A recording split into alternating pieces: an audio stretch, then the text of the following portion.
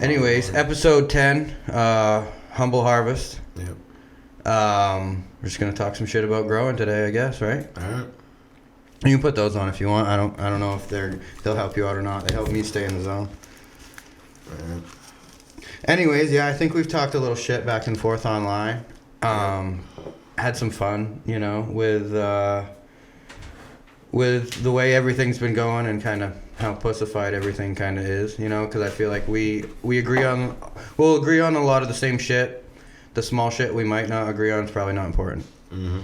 So, A million ways to skin a cat. yeah, and like you probably agree with me as long as it's, you know, you can stand behind it. Who cares? You know, if you can truly stand behind what you're putting out, then who really cares how you do it? Mm-hmm. I just have a lot of questions, and it kind of irritates me when people can't understand them. I mean, can't explain why some things are the way that they're doing. Because if someone asks me something and I don't know the answer to it, I'm going to try to find it. Mm-hmm. I'm not just going to say because this is the way it should be done. Yeah. You know, it's like I'm interested in all forms of growing. And when it's just for X reason, usually I'm like, that's just not good enough. Yeah. So, why don't you explain a little bit of your background, how you got into it, where it all started, how you do what you do, and why you do? So originally I used to grow a lot of vegetables. Yeah. And then it got kind of boring. And then I stole some seeds out of like a bag of brickweed from my mom. And I grew those. And then that was kind of a shit show really because it was brick seeds. So some of them never, like, didn't trigger till October or whatever. I didn't smoke at that point. I was just growing it for fun. And kind of just an experience. And then I started working from there and then growing outdoor for years before I grew inside. And then when I did go inside, I was mostly doing deep water culture, autoflower, shit like that. Just trying to crank yield, really. Like a heavy 16 salt, that shit's the saltiest. Yeah. Cranks yields, but like you can't flush it. It's dirty no matter what. I used to run it. I mean, it's pretty. It's heavy. Yeah.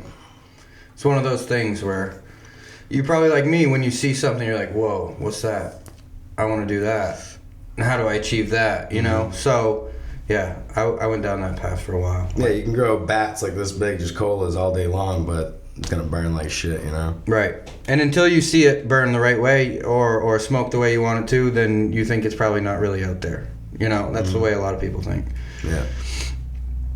So, yeah, you started growing that way, and then, you know, what was your... I'm guessing that was outside, obviously. What? The autoflowers. Deep water culture is inside. Yeah, you switched to the deep water, and then did you run with it, or did you switch up? You know, what made you transition from that, or did you? So basically, I ran deep water culture for 2.5 years. I was fucking around with soil too, but back then, I wasn't as great of a grower. Right.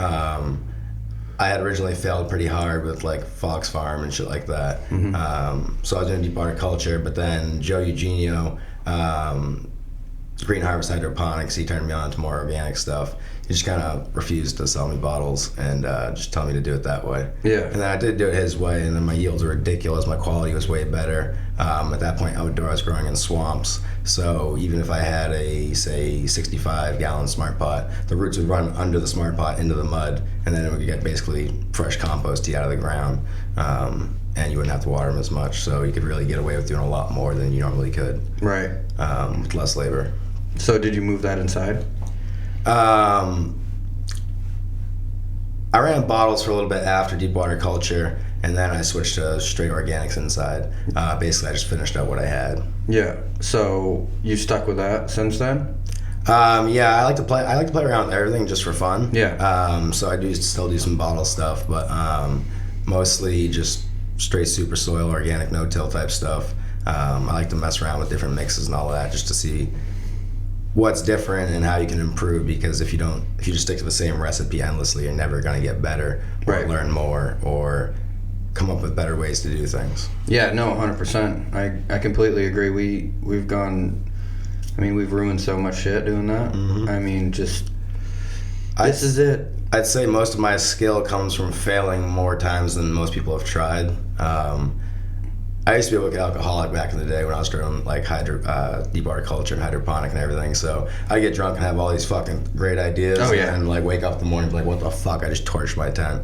So did a lot of fucked up things to basically learn how the plant reacts to things and then what not to do. So if you know what not to do, it's a lot easier to not fuck up. Yeah, you're definitely gonna. You've like I tell people, like I've done it. Mm-hmm. You can do it. If you want to learn on your own, this is what happened. It doesn't mean I was just talking about it with Jake. It doesn't mean that you can't pull it off. But this is what happened. Like you said, you get these ideas, and it's gonna be the best fucking thing in the world. And then next thing you know, wrong. Yeah, but you learn more from that failure than you ever would succeeding 10 times in a row. Oh yeah, and because you do the succeed 10 times in a row, you see it. You've been in it long enough. You've seen the grower that started 3 years after you, and he's a king after a year. It's like, wait till the speed bump comes. Yeah, because they'll run the same cuts on the same exact recipe off the bottle. Just basic. They have no idea what they're actually doing. No. They just know what they currently have works, and as soon as they get different cuts or have different conditions to grow in, they have no fucking clue what's going on, or bugs or whatever happens, you know? Or what happens when you run out of nutrient bottle X and they don't know what to replace it with, because all they know is they learned from their buddy that you feed 200 mils of this and this amount of that, and that's the recipe.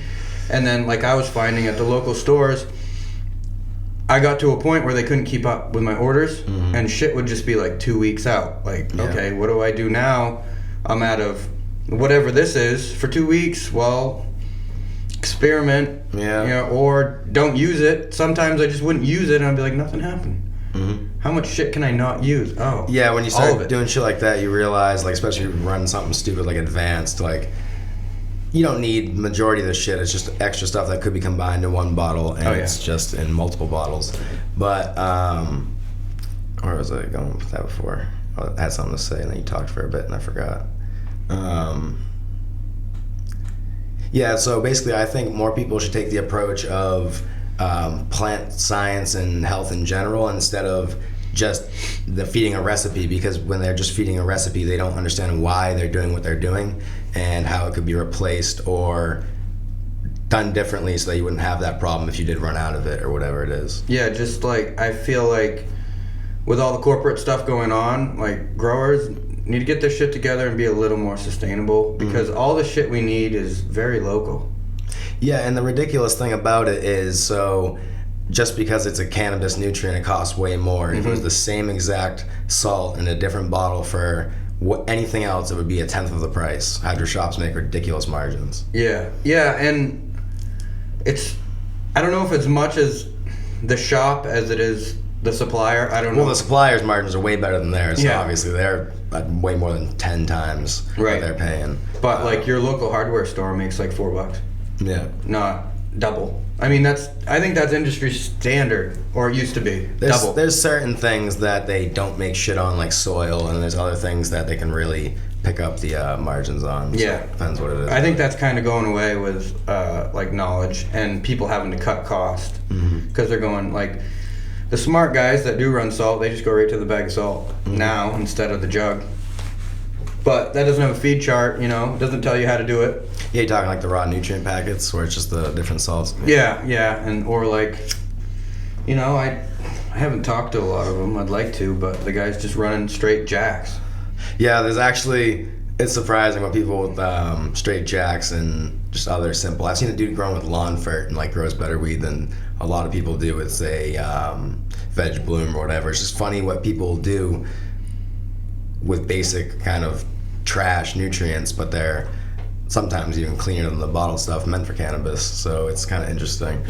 I like a lot of the dudes that aren't in like on the Instagram thing, like they're just doing their thing in their backyard, and they're like, why the fuck are you doing all this other shit? Like, this works. And I'm like, he's not wrong. Yeah, if you can keep it simple, make it work, do it. I mean, as long as you're running salts, as long as the product that you're using is clean and it's not full of heavy metals and bullshit that you can't flush out, that's going to alter your flavor and make it harsh no matter what, then just fucking go for it. If it works, it works. As long as you can make a clean product, who gives a fuck? That's what I think. And like, the more local dudes, you know, put in their own flavor and spin on it, the better, rather than some generic bullshit like Mass gets. You know, those poor fuckers. I mean, they're... A lot of trash. It's all shit. A lot of last year's outs. And if the state wants to keep it, like, I feel like this industry is the only thing in Maine that has, like, real flavor right now, other than some local restaurants are, like, and breweries are doing good. Yeah. But, like, everything else is just, like, Dick's, Kohl's, TJ Maxx. It's all the same. You know, it's like, let these growers and these businesses be what they're going to be, because it's cool seeing the different ways to do it. Yeah. Don't put it in a box. They're pushing the rules to make you do it, hydro. Yeah, that's not cool. I mean, hydroponics is fun, don't get me wrong. Like, it's a cool way of doing things, but it's not the solution for commercial cannabis unless you really like mids. And who... Let people choose what they want. Mm-hmm. Why are you going to tell them they can only have hydro? This isn't Canada. I mean, there's so many different ways, even within hydroponic, that some have better results than others. Yeah. So, I mean, it still gives you options if you could only do hydro, but I think that's absolutely ridiculous, especially when it's a plant. It's supposed to be a medicine. Yeah. Why couldn't you grow it naturally as opposed to completely synthetic and sterile? Right. And they're basing, like, cleanliness of the soil and the room, not the cleanliness of the product at the end. You know what I mean? Like, if the dude has dirt on his floor but his weed tests and it's good, what does it matter? Really? That's where I think, like, microbial tests and other things like that should come in. Because even people that run salts, their salt dries on their tables and it dusts off in the air. So what's the difference between salt and dirt in your lungs? You know what I mean? There's not a whole lot. I mean, I'd rather probably have dirt, but I don't know. Yeah, I feel dirt, unless you let your topsoil get real dry, you have fans blowing directly on it, is less likely to get blown in the air and onto the plant than, say, salt that dries like a powder and you blow on it, it just goes up in the air and then it circulates around. Same thing with people that, like, spray empty rooms with pesticides and don't understand why they fail tests, like all the people in California, everything failing all their tests because they spray the building and then they use it, but it all flakes off the ceiling and blows around later anyway. Oh yeah, it doesn't just go away. No. Unless you, like, power wash it after something, and maybe you'll be fine. I heard it takes some pretty heavy, like, acid washing and stuff, because there was this one guy I saw on Instagram, he had bought one in California that hadn't been running 2 years, I think it was, and they said the people that had it before used Pylon, and then he was failing tests just running in the room, and then he washed the whole place, was still failing tests, and then he pressure washed it and was failing tests, so he still had to try to figure out how to get it off. Like, some of that stuff, like, doesn't even actually go away. The half-life's pretty long and it just sticks there, you know? That's insane. I mean, that sucks when you buy a building and don't realize that you can't even use it. I got a call from a buddy that was stoked. He bought it was 25 acres of greenhouses. Mm-hmm. He's like, I'm just gonna blow it up. I'm so stoked. Like, I got this place for nothing. It was like $125,000. So I was like, there's something not right about that. You know what I mean? Mm-hmm. Because some dude should have jumped on that and capitalized on that a long time ago. Well, and it's all bedrock. No, there was. So this is the thing. There was a well. So he took some of his plants over. It was like 150 plants. Brought them over, fed them just straight water, killed them all. Did it again, killed them all. Did it again. He's like, dude, I don't know what the fuck is going on. And I said, well, look at the deed. What did the place used to be? Well, it used to be a nursery. And I'm like, okay, well, you need to get a water test. You should have done that before you bought the property. So much salt and pesticides. That's what it was. Yeah. There was so much salt in the water, the well water. It was like, it was coming out at like 5,000 ppm. Damn. I thought it was bad. Like, when I first started growing, like, I grew for like a year and a half, like, when I tried to go indoor, just killing shit, and, like, couldn't figure out why. The water was like 900 ppms to 12, and the well was next to an iron mine, so my iron was like 500 ppms of the water. Like, it was just ridiculous. But anyone that has problems growing should definitely first check their water. It's a cheap test. Yeah. Especially if you're using CalMag and you already have shitloads of magnesium in your water, you're gonna have issues because the ratio in CalMag's wrong in the first place. So if you up the magnesium more, you're just gonna have a lot of problems. And, you know, there is some stuff in your water test that you get back that I've noticed, because, like, there'll be things online and people tell you can't grow. Well, it depends on the way you grow. Like, if you're running hydro, that water test has to be, like, pretty mint. But for the way I do it, there's a lot of shit that soil will take care of. You know what I mean? It's never been anything crazy, but it will be like, you go on some threads and it's like, it exactly has to be this, and this. I tell people, try it. Throw something in there and try it. If it works, it works. Like, it might just work just fine. If you build it right, it's probably going to be fine. That's what I've noticed. Mm-hmm. It took us a while because I got impatient and I was throwing plants right into it. Like soil's built, put together, you know, and obviously I didn't kill anything, but I had a lot of pissed off plants for a while. But like I said, it was a learning thing. Mm-hmm. I don't listen to people that tell me things. Nope, you can't do that. Because there's been so many times where so till to this day, nobody believes that I just water. Like, there's so many people that don't believe it. They just at think all. it's like just such a fire concept because people like Hydro Farm and General Hydro and all of them have just told them that you need all these things to grow weed, but it's a landrace plant. It grows all over the fucking globe out of shit dirt. I could flick a seed into that gravel parking lot. I bet it will come up. Yeah, like Bigfoot Medibles on Instagram. He has a male in his backyard. It's taller than me and probably 8 feet wide, and he literally grew it like this tall and stuck it in the ground. He didn't ever do anything to it, and it's completely green. It's got huge balls like this long, so you could dump a root ball out and it's just gonna find its way. Yeah, I've had like a plant one time. It was a male, and I fucking ripped it out of the pot and I fucking hucked it in a puddle, and then this much of the root ball was underwater and the stalk, and the thing still fucking rooted, grew, and pollinated my crop. Of course. I was pissed. And another one, I literally cut it and hucked it, and it landed stick down in the mud and it rooted. Yeah. Fucking pissed me off. Yeah, I know. It's just like, I tell people exactly what I do. I don't care. I hope you do it. Yeah. You know what I mean? And I hope you try shit, and I hope you do shit, and I hope you tell me how to make it better if you can make it better. Like, that's, I mean, it's, we started out, I don't know if you ever ran it, but Sohum. No, but I do know someone who's using it right now. And when it first came out, dude, it was awesome. Like, that was my conversion. Aptus and Heavy 16 to Sohum. Yeah. And I was like, dude, I had a little 12 lighter tester, and I was like, I don't care if this doesn't harvest a pound. Grew it, shit came out phenomenal, and I'm like, this is the way. So yeah, the way I am, everything's getting switched. I need 10 pallets. They ship it, convert everything over, and then they slowly started changing. They started selling parts of the company. Yeah, that's what you gotta be real careful about with soil, like especially even Fox Farm. That if you've grown for like the last 10, 15 years, whatever, you watch that product, it's not even the same 2 years in a row ever. When I opened it, it would smell like chicken manure at first, and then at the end of it was.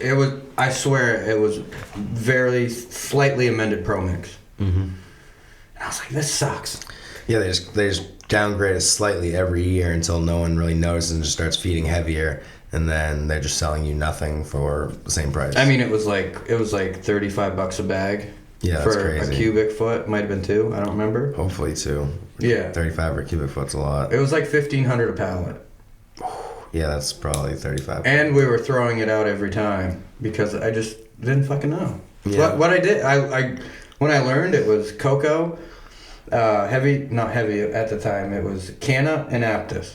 That's the way everything was, and you throw the dirt out every time, and you put new dirt in, and then I got talking to DMing with Coop. He's like, "You're a fucking idiot. You're throwing that out. You're an idiot." And I was like, "Well, I like this guy, and he seems to be one of those dudes that isn't pushing anything and just wants to tell people how to do it an easier way." Yeah. Good. Ran it again the second time, and I'm like, wow, same thing. Third time, fourth time, I'm like, oh my god, how much money have we thrown out in the woods? Yeah. Or in the lawn? I've definitely thrown out a shitload of it, and then, or even had like good pots and then just flooded and just floated away. That's the worst part. If you like growing a swamp, if you have like 1,000-gallon pot and it's made out of like say peat moss, cocoa, and a bunch of amendments. Yeah. When that floods, it floats. Oh yeah, it's just gone. Yeah. It's so disappointing. Yeah, that's the way it rolls. Yeah. Yeah. So indoors now? Like you have your new project that's taken a while to bounce back from the other thing. Yeah. Are you doing organics in there? Not gonna say I'm gonna do straight organic the first 2 runs. Yep. I'm gonna do 2 runs and then I'm gonna build beds. Yeah.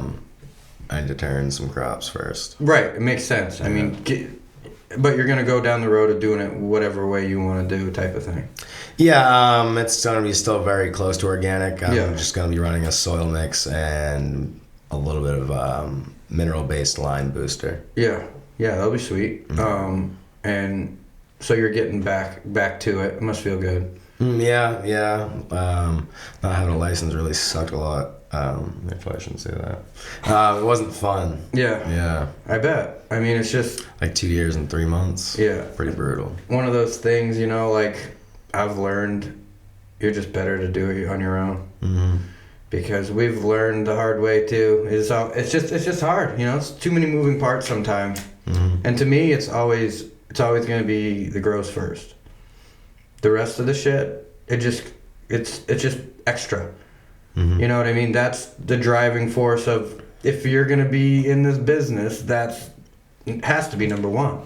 And when people forget that, that's what I saw in Colorado when I went out there. Mm-hmm. Yeah, your store's pretty, that's cool, but your weed sucks. Yeah, like people spend incredible amounts of money to make like an overly fancy store and then put straight garbage on the shelves and then try to charge a higher price for it. And some people get fooled, but at the end of the day, it's not a sustainable business model. And I feel like the people of Maine don't really lean towards super flashy, fancy stuff, so they want to go in a more normal, homey feel type store. Yeah, and I feel like your average Mainer doesn't make a lot. No, the average income's pretty low, so you can't be charging $400 an ounce or crazy shit like that when stores have like $60 eighths. And most people, like as far as you get off the coast and further up north towards the woods, people grow their own. They know somebody that does. One of their neighbors grows. A lot of them aren't actually buying weed. So those type of stores just kind of have no purpose. Right. Yeah, I know. And a lot of the time, you can tell who these people are is because they don't have a grow, and they're just reselling, so they need that extra $30 tagged on. Yeah, but people who want to make 100% margin as a middleman are, I don't even know what to say to them. Sorry. Yeah, it's like completely ridiculous. The average business in America makes a 13% margin at the end of the day. Yeah. If they're lucky. Why should they make 100 literally taking a bag and handing it to someone else? Yeah. I mean, I understand you have overhead with cars, mileage, all that type of stuff if you're like a delivery service, but it's ridiculous. Yeah. And people want to pay like 18 for GMO when other people are paying 32, and then they want to sell it for 60 an eighth sometimes, 50, 60 an eighth, but they want to pay 18. How does that make any sense? Well, and that's the thing is, you get some stores that tell you, what do you want? And then you tell them, and they're like, okay, well, if the customers, if I make my, whatever the margin is, and my customers keep coming for it, then that price works. But if your shit sucks, it's one of those things. The product itself kind of makes the price. If you have a good product, it will, if the price is too high, obviously it won't sell. But if you have a good product, it'll sell itself. People will pay what they're comfortable with paying, regardless. Like if you can't afford a $40 eighth, you're not going to buy a $40 eighth unless it's like a special occasion. But if your product's like, say, undersold, like if you had a really nice product and you're selling it at $25 an eighth, everybody's going to buy it, and they're going to continually come back because they know it's a good product. Yeah. So if you sell someone like an eighth and they feel that they paid too much, say it was like $35 eighth at a store, and they weren't satisfied and felt they could have got something better for $25, they're probably never going to try your brand again. No. Just because they don't have not the reliability, but they don't have the faith in your reliability or what you're going to give them for that price. Some of that has to do with the growers or the stores, but that's kind of could go many ways. Well, yeah, it goes all the way down the line, because if you're a grower and you're only selling to a store like we do, you got to make sure the store's keeping it in check. Mm-hmm. And if they're not, you need to have a conversation, and if they won't listen, well, that's not the right store for you. It's just because they're handing you money over doesn't mean you can't be like, hey, dude, what's up? Go in there and buy some weed off them. I do it all the time. I'm like, I'm going to walk around the front, and I want your people to treat me like a customer. And I go in there, and I just say, give me your best shit. Mm-hmm. And I like to make sure that everything is like the way I would like it to be. And then, you know, you look up there and on the price board, and in this area, your area is a lot different than here. I mean, the jump between the hour drive, the reasonable price you should pay out the door, I think, is so different. Yeah, it is. It's much less up here. Like deliveries around the Portland area, like $100 a quarter. Yeah. I mean, it's good weed. Do you think that's fair for your average No, person? because they're coming up here and paying under $2,000 for that, and then Right. charging like what, $64 a pound? That's fucking ridiculous. Yeah, you're a piece of shit. But Yeah. And a lot of these people, they don't deliver more than like 10 miles away, so it's not like they're actually putting any mileage on their cars. dude, the local Chinese food will do 20. I mean, come on, and they're not making 100%. I promise. But it's like right around here. If you have a really good harvest and it's really good stuff. To me, whenever anything came out really good, I wanted to just put it at the same price, just because I feel like That gives everyone else a chance to try it if they couldn't afford it. And I mean, I feel like higher prices on certain things should be for things that flower longer, because it's obviously upping your overhead. Yeah. Or clones that people really like but do not yield enough to be worth growing. Yeah. If they want that to be available, they have to pay for it, because otherwise you're just taking a bath on it. Yeah, exactly. But like something takes 12 weeks to flower, the price realistically, I wouldn't want to say 50% higher because it's 50% longer, but say $100 a quarter on a 12 to 14 week strain sounds completely reasonable. And that price from wholesale is going to be jumped from, say you're at 2 to 25, just because that's what you need at least. Yeah, it's just the extra overhead that it takes to grow it. But what I think is fucked is when people are just growing GMO, dropping it in 8 weeks, and still trying to charge way more money for it. Well, that's why sometimes I like to get involved with growing what everyone else is growing, because I see it, and like a lot of the time, you know, when the punch thing was crazy, I was like letting it go, and I was seeing all these guys grow it, and I'm like, you know what, I'm gonna grow that shit, because it looks like it could be like, I kind of like in my head rate people on where I think they would be like growing scale, because you ask them some questions, you figure out, all right, you don't know what the fuck you're talking about. So I was like, I want to try this shit. I tried that shit. I mean, people are like, oh, punch is punch. Well, it's not. Some people can make a much better punch than others, I will say that. It's not, because so the thing with that is like glue. Like there's just shitloads of mids glue, there's shitloads of mids punch, and they're easy to grow cuts that anyone can pull a crop off with, but they all grow it because it's easy, so more people are producing it, so the overall reputation of the strain is lower, just because there's so much lower grade, like not to its full potential version of it out and about. That gives it a bad name. Certain growers definitely do really well with certain cuts. Punch can be done well, but I don't know, most things, everyone wants to chop them early. You run an extra 7 days, it's way better. at least, you know, and that's what we've been noticing since we sold our other building. On our last 3 rooms, we let everything go 10 to 15 days longer, depending. And I'm like, well, looks like we're running longer now. Like right now, the sweet spot for us looks like 9 to 10 weeks for everything. Yeah. And, you know, it sucks a little bit, but at the same time, the product's coming out awesome, like way better. Yeah, well, if you can produce, you lose, say, a month, 5 weeks a year, running a little longer. So that's the difference between having happy, satisfied customers and a good product and wanting to commercially produce and not give a shit. Yeah, and that's the bar slowly going up. So those are the things you got to do. And, you know, a lot of growers need to realize your $500,000 a year cash salary is going away if you want to keep doing this. Like, oh yeah, at the end of the day, the best growers in the world make like $50,000 a year. Yeah.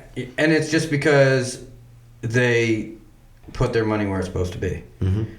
Well, as it gets bigger and across the country and everything too, it's just going to be another crop. It's not like some crazy. A lot of people didn't used to grow weed because they thought it was hard, and that's why everyone wouldn't do it. It's really not that hard. No. You just got to understand certain concepts, and certain types of people, like the way their brain works, don't understand certain things about it. And the majority of information that was put out from like the 90s to recently was all pure bullshit and a lot of trolling anyway. Yeah. So people would fail over and over again and be like, oh, this is super hard. But no, they just had shit information to start with. If they just knew how to approach a plant from a plant perspective, not from a I read some directions perspective, they would do a lot better. But as legalization goes further, there's going to be so many farms and so much product being produced and so much extra product. Like Oregon produces ridiculous amounts of extra product that just never sells. Yeah. That's one state. If the whole country could grow, the whole middle of the country, that's like prime outdoor growing. Besides tornadoes, they're going to hit certain crops and you're going to be fucked, but that's what it is.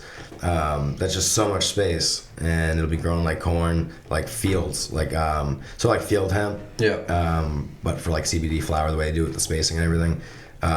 Be tons of that. Some of it will come out good because it's selected for that environment. Right. That's where it comes down to, across the country, everything being different. You have to select things for your environment. So like, if Gorilla Glue was, say, an outdoor cut, but it's not like an outdoor plant, you wouldn't grow that in all the different states because it does so much better in this state. So you'd buy it from that state. You wouldn't go buy it from, say, Louisiana, where it doesn't come out nice. Right. Outside. Interstate shipping of marijuana illegally will completely change who grows what and why. Oh, of course. Outside, right? Yeah, outside.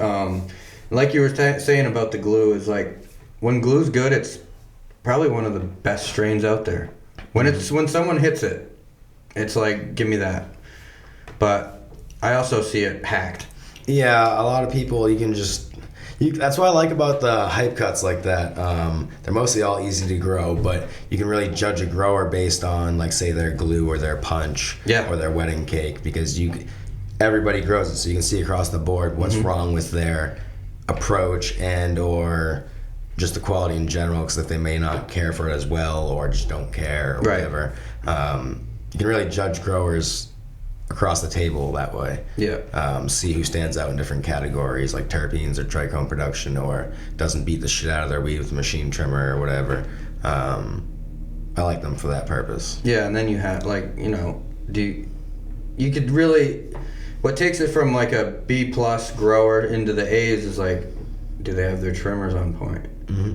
Trimmers, everything. You can spend all the time you want growing the best weed ever and have it completely hacked to shit so it doesn't look good. If you don't dry it right, you're literally just ruining it. Like, I see so many people getting shit money for pounds, but they grow great weed and they throw it through a fucking machine trimmer and it's a bag of hay and no one wants it, so they're selling it. Or they for quick dry it, like 3-day dry. Like, how long do you dry? 3 days. I'm like, what the fuck?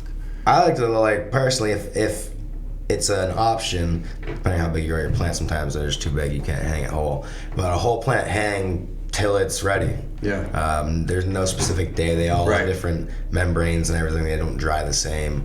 Your conditions are never going to be exactly the same. It's something that needs to be checked on and monitored. You can't just, like, say this is the formula on how to do it. You know what I mean? And then it comes down to selection as well, with like how strains look, because people select for frost, which you end up with like punch where it actually tests low but it looks super frosty. Right. But you can also select a super frosty strain, but it has like a weak connection on the trichome head to the stalk. So when you trim it, most of your trichome heads fall off. It still looks frosty, but your potency's gone. Right. If it doesn't make it to the end consumer, if it doesn't put up to being handled how the bud tenders are going to bounce it around and being bagged and packaged, there's really no point in growing it. Right. And then you end up with people like looking at like high test results and then being like, oh, why does this weed kind of suck? It's because the trichome heads are all gone, so it already lost half its potency before it got to you, and they hand trimmed the one that they tested. Yeah, so you almost, like, if you were going to do it the right way, you'd want to go buy your weed back from the store, then get it tested right then, and that's the label you put on that jar. Yeah, so they should do it from like a random eighth or whatever, because they have to have an eighth for like the full panel if you don't do all the tests. Yeah. They should do it like a prepackaged one off the shelves if they do prepackaged, or if they don't do prepackaged, like a bud tender, serve it out of the jar, whatever they do. Because a lot of the time, from harvest to the consumer, there's huge variance in quality based on how people handle their stuff, store it. Right. Some people like taking videos, tumbling their buds around, like trying to show them off, and it's like, dude, I don't even want your weed anymore because I just saw like 15% of this potency fall off right there. That, and they'll leave it. Like, I've noticed the biggest thing is like after, because what we do is we trim it and we put it in a turkey bag, but it all depends on what do you do right after that. Does it sit in a refrigerator? Does it sit in a hot room? You know, it's like, it's gonna flash your terps off. Right. So you want basically what I like to do is I like to take it and I like to put it back in the drying room until it's ready to be sold, and that's where it stays. And then like the 3 to 5 days after that is when it can get really, really, like, it almost gets better. Yeah. Or you can fucking ruin it. Yeah, it's the thing with curing. If you don't know what you're doing, it kind of, people would rather just get it off quick before they ruin it type of deal. Because they just don't understand the concept and can't figure it out. But curing is always going to make your product better. Some strains, like if you cure them for 3 months, like completely changes to a whole new flavor and just way better. So like a Mandarin cookie I grew, it smelled like cookies off the line and maybe some grapefruit, something like that. Not the craziest nose, but I didn't like it. I wasn't smoking it. I put it in the jar in the cupboard. I opened it 3 months later. It just reeked like this beautiful red wine with like raspberry and all kinds of other fruity flavors, and then it was awesome, and the jar didn't last me a week. But it's just completely different. It's like some stuff, if you don't cure it out, you just never get to that true characteristics of the plant or the flavor that it's supposed to have. Right. People have been curing weed for thousands of years for a reason. That's kind of why I'm curious how it's going to go with like health-wise smoking live resins. A lot of the terpenes that are on the live plant are more caustic and not necessarily good for you. No shit. A lot of that's up for debate, but they know certain ones definitely aren't good for you. See, I'm kind of a dickhead with that world because I don't want to wash anything.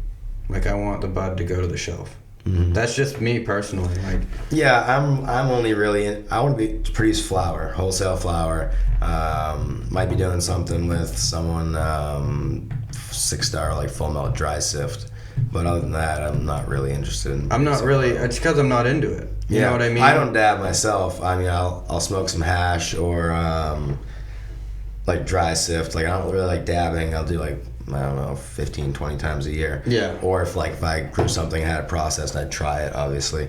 But I'd rather just put it in joints. I smoke joints. I don't smoke bowls or bongs, really. Yeah. I don't know. I'm the same way. I'm the same exact way. It's like, guy. I want to know when I'm telling somebody what something's going to be like. Not having fried my brain out for the past 4 days hitting a rig. Yeah. I mean, and I've chased the hype thing with all the, like, I know all the dudes that are, doing the guava tangy and all that shit, and I'm like, okay, I'll buy that for $90 or whatever it is and try it, and I'm like, to me, it's all the same. Yeah, those type of people just kind of, I don't want to offend people, so I'm not going to say that. They just want purity. They don't really care. Right. And they're just wrecking their tolerances and chasing a high. So basically, they're not appreciating the flower and the characteristics of it and the flavor. And they're hitting it so hot, they're not going to taste how it would normally taste anyway, because monoterps flash off, and even if it's sesquiterpenes, it's not going to taste how it would have if you smoked it. Right. I think it's cool to have extracts so you can try them, understand the essences of the plant and everything. But I don't think it should be like a daily thing. Like, if you couldn't get extracts for whatever reason, you could only smoke flower, you're gonna have to sit there and smoke joint after joint after joint of the face to feel anything. Yeah.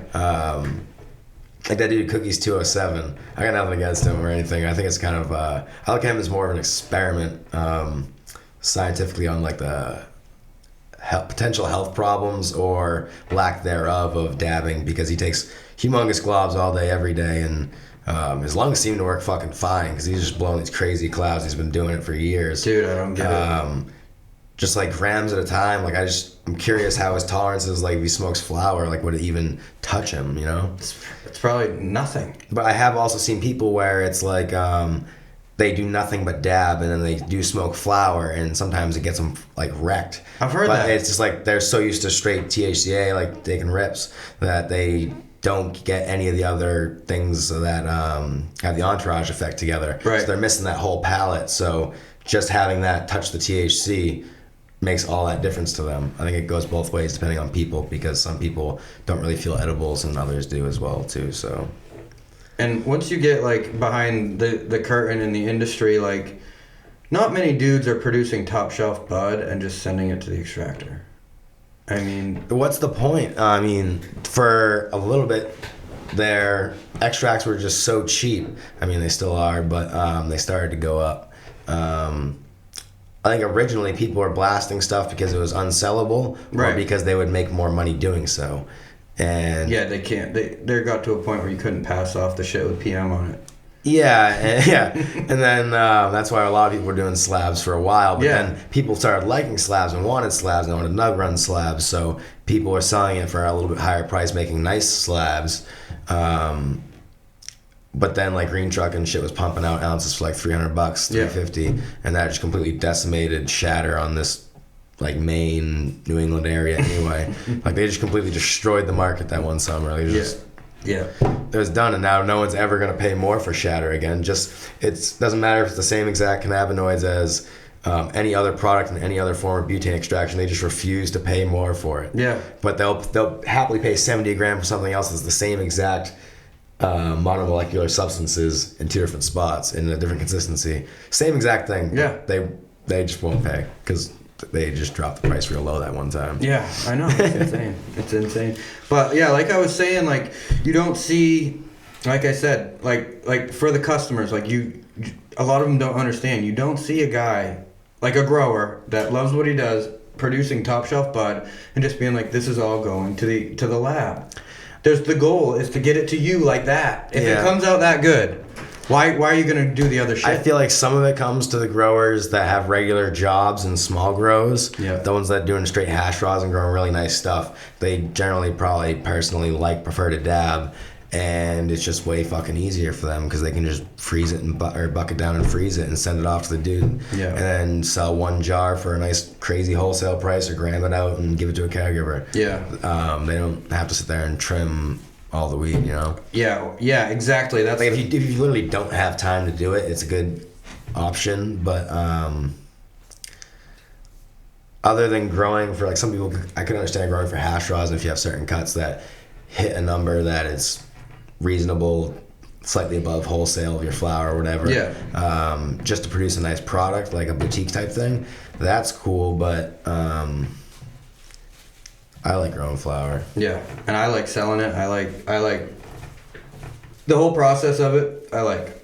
Yeah, because a flower, you can really tell the quality and how much effort was put in and how much science and things about horticulture the grower knows just based on the quality and how they're amping up different aspects of the plant. Yeah. But to be not like to 100%, but for the most part, you can have, say, call it like a B+ weed and an A+ weed, and you can get like a very similar hash out of both of them. Right. Exactly. So you can't really always tell by the hash how nice the flower was. No, because you could take that heavy, pump it, pull whatever people say they're getting 3 pounds of light, and wash it, and now, you're making more because you probably would be able to get 14, 16 wholesale for it, because usually if you're hitting 3, have you ever seen A+? 3? A-. Never the plus, but like good. Yeah. But like when you get up there's like 4 or 5, like you're definitely never touching A. It's B-, B middle, whatever. Yeah. Most things, if you push them that hard and get that much weight out of them, it's just trash. Like the first thing to go is your terps. Yeah. Like terps just gone. There's nothing there anymore. Yeah, it's just you get your plant so focused on producing bracts and calyxes that it's just doing nothing else. Right. It's just production. You're producing biomass. You're not growing cannabis or the compounds and cannabinoids and everything else that we're trying to buy when you buy a bag of weed. Like you're not just going to buy THC. Like who wants to buy like pure THC isolate? Like no one. Right. It's the combination in the package that's what you want. And that's why people consumers don't understand why they like different strains. You know what I mean? That's why. It's because the way the grower melded everything together with that strain, it's so different from one to the other. You might think you like it because of the smell or something, but really we don't even really know. Yeah, there's a lot that's definitely not tested for. So the problem with the testing for cannabinoids is if they don't know a molecule exists, they can't test for it. Right. So they have to somehow stumble upon its existence and know it's there to test for it. There are certain strains that test at like 5% THC, but they absolutely devastate you. Right. And they have no idea why. And it's not just the flavonoids and the terpenes. There's much more to those type of strain as well, but there's esters, plant alcohols, and all kinds of things. Right. But a lot of that stuff was bred out because of the smell in the 80s, 70s, all that, because you couldn't, once they started finding the choppers, like you couldn't grow roadkill skunk or any of the real skunks or anything super stinky, so they bred away from smell and just bred for looks. So kind of lost a lot of the flavor and cannabinoids of everything else that was in the spectrum. Right. As the mainstream just collided down to looks good, doesn't smell enough to like get you in trouble, but like has a decent smell. Right. Like flat smells, like nothing loud. So a lot of the other compounds and cannabinoids that could be in the plant were bred away from to just strictly pretty much THC. But it is interesting, things like AK have a lot of CBD and people just don't realize that, and still do like them. But it seems people don't like CBD in general for the most part. Like high CBD plants?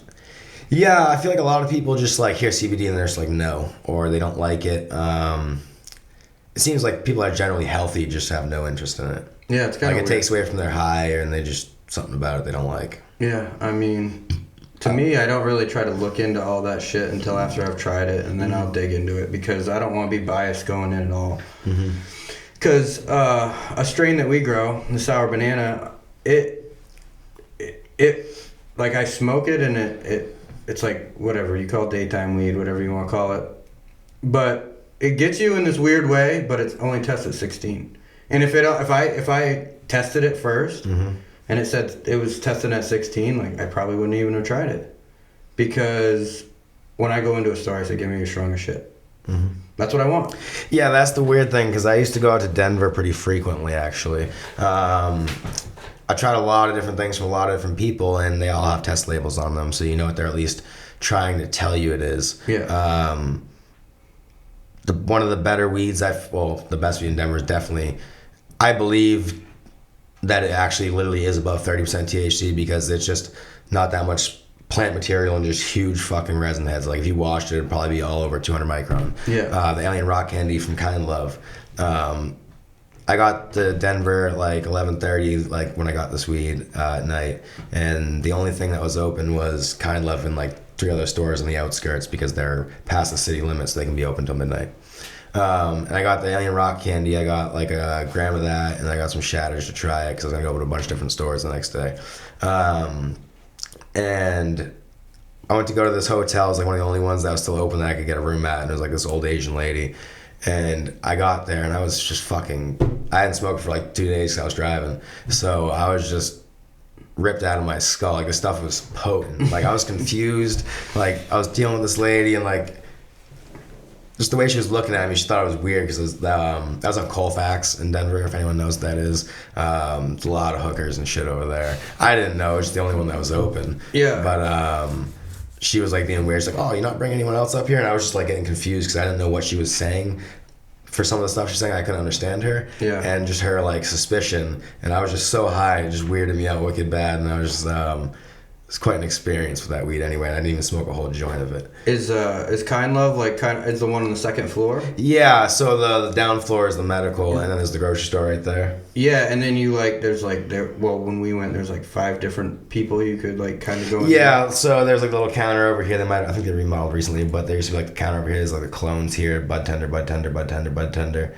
And then they had like a little pedestal thing over here at the menu, and that dude that checks your ID. Right. So yeah, we found that place on our last day, and that place had the best bud we found. What did you try? Don't remember. So the one thing that saddens me with them is that the grower's no longer there. It's different now, and the owners are gone. So I don't know if that name still stands up to it. This was last summer. But it sold very recently. Yeah. I think it was February or something like that. I don't know. Definitely commercial scale, some of the best weed I've seen. But they also select themselves, like their Alien Rock Candy's really high test. But they have a lot of stuff that doesn't even test that high. They have a lot of stuff like in the I don't think really 16s, but like 17 and 18 range. That's top shelf stuff. Yeah. And it's their selections, and people love it, and their prices are very high, and they their weed demands the price, it sells regardless. But they just commercial can be done to that level of quality. Just a lot of people don't get there or know how or care to. Right. Yeah. Exactly. But also, before I forget, but that weed was also that, even though I tested at, say, I think the batch I got was like 33 or something like that. Yeah. Another store, what the hell is that place called? Terrapin. They had the stuff called Oakland Crippler or Oaktown Crippler. Yeah. And it was 11%, and I didn't notice when I bought it because it was on the top shelf, and I was fucking pissed. I was like, are you fucking kidding me? I just bought some trash and paid like fucking full price for it. That shit got me. I had to pull over. Like, I was. Whoa. Yeah, Okay. like, I was just done. Do you think you get more high at altitude like that? Yes, I get altitude sickness. So if I go to Denver, by the time I get there, I gotta like sleep for like 10 hours or 12 hours, or I'll just feel like straight shit. Well, that's not I that feel like high. sluggish. Is that 3,000, 4,000 feet? No, Denver's at 5,000. 5,000? One time I drove straight through into Aspen, and I felt like dog shit. I'm for a driving whole through day. there next month. Yeah. To Oregon. Up and down. Yeah. Yeah. It'll be fun. Yeah, it'll be interesting. Your ears will be popping like crazy. But that town you said, Cole... What did you The say? road, Colfax in Denver. Colfax Ave, is that what you're talking about? Yeah, my buddy said that... Yeah, it's a Star Motel. He lives there. He just DM'd me. He's like, yeah, you're driving through. Yeah, I guess they're having a bunch of fires out there again. Yeah, I seen something earlier. I haven't like watched the news and I don't know. He's just sending me pictures, and I'm like, fuck, dude, that sucks. Yeah, I seen Masonic had a post earlier. It was like when the Masonic seeds are like this fire, and it was like plants that were his seeds growing like on fire. Like the plot was like surrounded in flames, and then that was the first I had heard of wildfires. But I also don't pay attention to like modern society anymore, really. Me either. I just don't care. It just makes me too angry. Yeah, everyone else is just kind of like non-player characters in like a video game sense. Like I don't need to interact with them, so they don't really need to bother me. The coolest thing that Shirley said yesterday that made a lot of sense was like, he doesn't follow anybody that's not from Maine. Yeah. And I was got to thinking about that, and I'll be like, damn, that would like, be a lot less stressful, that's for sure. Because most of the people... City people. Yeah, city folk.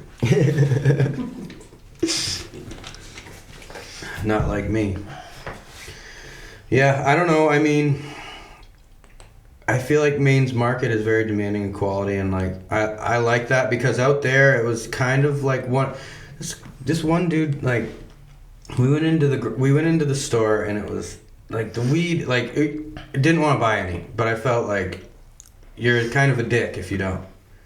Like, yeah, that's the one thing. I've gone to a lot of stores, and I only walked out one time, and I just couldn't do it. It was I want to say Pure. It was like a weird industrial area in Denver, and I had to wait in line so long, dude, and I ended up using the ATM and leaving. But their top shelf strain, so they have like the medical shelf right here and the rec shelf here, and then it's like all the good shit's on the medical shelf, but they're not even open. Yeah. And you can see it, but you can't have it because it's different grow anyway. It goes in the system differently. But their top shelf for rec was Big Bud, testing at 15 at 45 a slice, and I was just like, I'm leaving. yeah. Like I feel like you're kind of inclined to buy something when you go in. Yeah, well, so through Blue Mats, which we were using, we don't use them anymore, but they got us a tour of their grow because they use Blue Mats. So I was like, okay, we're going to go into this sick fucking grow. Like, I thought it was just going to be like 10,000, 20,000 square feet. Like, these guys just ripping it. Yeah. We drove out, like, a little outside of Boulder. I don't remember the name of the store, but it was on this, like, highway that leads up into the mountains or whatever. And you're like, yeah, come in and check this shit out. I mean, the place was a shithole. I mean, it was like, to be honest, I would have like, this should be shut the fuck down. And I'm like, is there no like, this is rec in Colorado. I figured the standard would be like, what? I figured they wouldn't even let me in. Like, I wouldn't let me in. Yeah. I wouldn't let anybody in that just says, hey, I'm from Maine. Like, guy from Florida, hey, I just want to come look at your shit. Okay, cool. Come in. No. I'd be like, no, I don't know you. You can buy weed at the store, have fun, but that's it. Yeah, so some companies, when it first started going, like they're doing tours like as a daily income grab. Oh, you'd pay? Yeah, it was like, Of course. it might be God. like $50. Or no, I think it was like 100 because you had to buy weed too. It was like a combo deal thing. Yeah, safari. And some of them at first, they wouldn't even make you wear like the Tyvek suits to go through an air shower or anything. So they were just failing so hard and couldn't figure out why. It's because they got herds of people coming in from wherever they've been, just walking through your grow. Of course, they're carrying bugs and spores and all kinds of shit on them. I charge $1,000 for that tour. Yeah, I mean, you'd have to have like an air shower. $50? Naked and shower and scrubs. Like, I don't want people walking through my shit. I don't want to deal with it. Dude, every dickhead that wants a 4-lighter is going to pay $50 to go see how it's done. Yeah, people love looking at this shit. I mean, it's like a cool experience and it's cool to be offered. I thought it was a cool thing for it to be available. But at the end of the day, for the grower, it's just such a liability. Yeah. Oh, dude. The biggest. And then it just breaks your day. Idiots walking into your plants, wiping all the resin off, so you got to trim your nice colas that tipped over a little bit, and it's just like flat green. Yeah. I mean, that's the first thing everybody wants to do when they see the plants is they want to touch them. Yeah, I don't want hundreds of noses stuck into my buds. Like No. But I want to like slap a trimmer when I see them like shave a bud or touch the scissors against the trichomes. I couldn't. I lose my mind watching people walk through. Me too. Or even thinking that it's going to happen, like, that door's going to open any second, and it's just a pain in the ass. But the girl running the desk, she's like, well, I'm from Texas, and, weed's legal, so I'm just glad it's legal. It doesn't even need to be that good, is what she said. And I'm like, fucking hey, girl. You know what I mean? Should slap you. That's the craziest thing. You're like in a line in a store, and you see all the people that come so far and end up with shit. Yeah. Like in Colorado and like Denver area especially, everywhere else it was way more expensive than Denver. It's just crazy the variety of quality at different prices. Like you could pay $400 for shit, or you could pay sometimes even $100 and get fire. Yeah. There's just all over the spectrum, quality and price wise. It's not, people don't try to list it necessarily by their quality. It's just whatever they want for it type of deal. Luckily, we knew guys that knew people, and they said, yeah, if you want to get the good shit, you got to know somebody. Like, even here, even in a legal state, you got to know somebody to get the good shit. I mean, like the 6, the 10, 12, 8, 4, whatever lighters are always going to produce the better product. People have it dialed in. They take care of each individual plant. Right. Like they're not skipping a leafing or missing leaves in one section to make an airflow problem, to make that whole section produce less resin. Every plant's taken care of nicely. Like, it's not like they just have a row of shit on drippers and 15 out of the, say, 40 plants or whatever have been getting way too much fucking water the whole time, so they're not even producing resin. Yeah. But the other ones are. I lost where I was going with that. The commercial, like the more commercial. Yeah, like that type of shit doesn't happen, so it's just dialed in producing nice product. Like Imperial Connection or Imperial Organics, whatever his name is these days. That's a smaller grow and his stuff's always fire. Right. It's just dialed in. There's no fucking up. You have the connection to the plant. Like I feel like I'm not into like the weird shit Gage Green's into with quartz and crystals and connections to the plant and all that type of shit. But I think the plant definitely like has a connection to humans. Like it knows if you're taking care of it, sort of. Yeah. Either that or it's just science how it's responding to actually being cared for better. I think honestly, it kind of chooses who it performs for, I'd say. Yeah, I think it's one of those things where no matter how, like, you use common sense to the best of your ability, and, usually, at least for me, when I'm in the garden, if it looks the way I want it to look, it's usually a happier space. But when something's stressing me out and needs to be taken care of, and the way we do it is really simple, so it's not a lot to get out of control. With the hydro thing, it was always like, to me, when we were running bottles, running hydro, life or death at any moment. Well, not that, it's just I was always chasing something. There was always something to chase to get it to be. There's never cruise control for us ever. Yeah, you don't have like a standard base or operating zone per se, like you would in a bed, where you're taking care of the plant. And whoever's working at minimum wage bottling the nutrients, if they're not on their shit that day, I'm getting something different. I doubt you're ever getting the exact same thing in every single bottle. Well, you'd be surprised what the facilities that make all these products actually look like. It's kind of a joke. Yeah. Yeah. There's no quality control. It's like you said, minimum wage, random people just stirring shit in the back closet somewhere and pouring it in bottles. Yeah, and like I've gotten very interested in how like this factory that's 50,000 square feet. I'll ask people, how does this work? And then when you really look at it, it's always just layered with, if this goes wrong, it's his fault, and then it's his fault, and then it's his fault. Yeah, but there's never any actual correcting of the problem. No. It's just they don't care, and then they're not paid enough to care, so they'll never care. So the product will never be good, and they don't have like a standardized method because it costs too much to make a system that would just make sure it's consistently the same parts per million every time it goes into the bottle. It costs a lot of money, so unless you're house and garden or something like that, you're not going to be able to do that. Yeah, and like shipping's gotten so cheap because in the grand scheme of things, it's very cheap for what is getting the service to ship a pallet of soil from Maine to Colorado. I mean, real world should cost you $2,000. If that was bottles, it cost you more because of the weight. No, that's what I'm saying. But where instead of having one huge factory, you'd be more incentivized to have a dude in Maine start his own little thing, bottling his own shit, and then the quality would be better. Yeah, in certain products, but it's a problem with the type of people that tend to end up starting up those companies. They give the small guy a bad name. Like, I'm not going to name a name, but you buy a bag of soil from him, you pay $40 a bag, and it's never the same product. Yeah, or in my case, probably if it's the same person, buy 3 pallets of it, and it's shit. Yeah. Like trash. Yeah. And it's very expensive. There was another brand too. I don't even remember their name. I didn't want to use it when I worked at for the factory growing.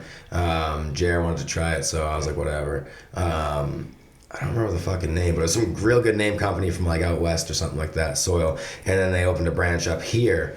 But what happened was the branch up here really wasn't connected to them at all, and they were just doing whatever they want and using the label. So it was just pure inert garbage. It was just a lot of wood chips and shredded whatever. Oh, dude, yeah, that's what I bought. Yeah, that's and it was like a good deal for like the yellow bag with the yellow label and shit. And it was just, yes, that's what I got. Completely fucking useless, dude. And it's root aphids for days. It was the shittiest shit I've ever bought. It's like, did you fucking take an excavator and scrape up a playground? Yeah, and then dump it in the bag? And there's like no nutrients in it at all. Turned into mud for me. Yeah, pulling that room was fucking horrible. I got rid of that shit. I'm just like, what the fuck's going wrong? What's going on? And I'm like, oh shit, this is literally as shitty as I thought it was. It's the worst. Yeah, but he already bought it, so we used it. But I had to feed it. Run out RX. RX Green's good. I like that. But even if you're running bottles with that particular soil, it still sucks. Mm-hmm. They owe a lot of people a lot of money, in my opinion. Oh, I mean, I can't believe that they're still selling to this day. Yeah, and then when you have a problem with them, he says, "Oh, well, I have nothing to do with that anymore." So, kind of go fuck yourself. Well, I was very nice at first, like benefit of the doubt, like I try to not tell people like I definitely like I try to take the blame when I can. So I'm like, did I fuck something up? Yeah, I did the same approach with him. I was like asking him, is there something weird with the soil or whatever? Right when I opened the bag, I had to deal with the wife. I don't remember. I dealt first with email. Yes. Yeah, me too. The company sold at one point too. Yeah, that's what I'm saying. That branch, like in Maine, had nothing to do with the rest of the company at all. They weren't even using the same mix. Like, they had no control over them. They were just doing whatever they wanted, using the name. Yeah. Which is horrible business practice, because why would you, like, if you could potentially expand across the country, but you already destroyed your name on the East Coast, what kind of business move is that? Well, it's just a quick, you get your own soil for your grow for free, and, fuck the rest. Yeah, but the shit's not even, you can't even use it for your own grow. Yeah, I'm sure he goes up and mixes his own. Like plants outdoor are way happier no matter what, yeah. And they'll grow way better. Like, that's why some people think they're awesome growers, but they can't grow indoor because the plants, they have no idea with feeding. Because when you have a plant outside, that thing is fucking green no matter what, unless you're completely fucking it up. Like, it looks good. Yeah. Oh yeah. So a lot of people don't learn a lot of things, and then they go indoor and they don't understand any of the issues or nutrient problems or basically anything, just because a plant's always way happier outside, so they never have any of the issues to learn from them before they go inside and then encounter them. Yeah, it's like the guys that tell you to just use your dog's shit and put it in there and you're gonna grow great weed. It's like, dude, anything works outside. You know what I mean? Pretty much, especially if it's in the ground. I seen a kid pull, it was probably a 6-ounce plant, straight fucking pile of like play sand. Like he just planted Outside? Yeah, planted it in fucking play sand. He never fed it. Still got like 6 ounces. I'm not gonna lie, it wasn't bad fucking weed. It got me pretty stoned. Yeah. I mean, this kid was a straight bonehead and just thought it was a good idea, but it still worked. Well, it's in your knowledge bank now. You know what I mean? When people tell you, oh, no, you can't do this, or oh, no, you can't do that. Like, weed will grow out of a crack in a boulder. You know what I mean? Like, it'll, outside, it's a weed. It'll grow. Yeah. Like you said, though. Throw seeds on the ground places, like plants do sprout usually. Anywhere. I mean, if it's mowed, Yeah. Obviously they're not going to stay, but Right. if it sprouts in the ground, it's going to grow. Yeah. And like you said, inside, that's the big leap. And then, like I tell people, then the next big leap is from when you get above, 10-ish lights. Yeah, so that's the whole thing. So quality tends to go, like I've seen like some great growers turn into not great growers just because either they had IPM issues and didn't know how to handle them, or as they scaled up, they just simply didn't have the time or couldn't afford employees or anyone reliable to do what they needed to be done. Right. So they're just running around like a chicken with their head cut off and not being able to keep up with it, or just going the automation route and just saying, fuck it. Yeah. Like, it's bills. But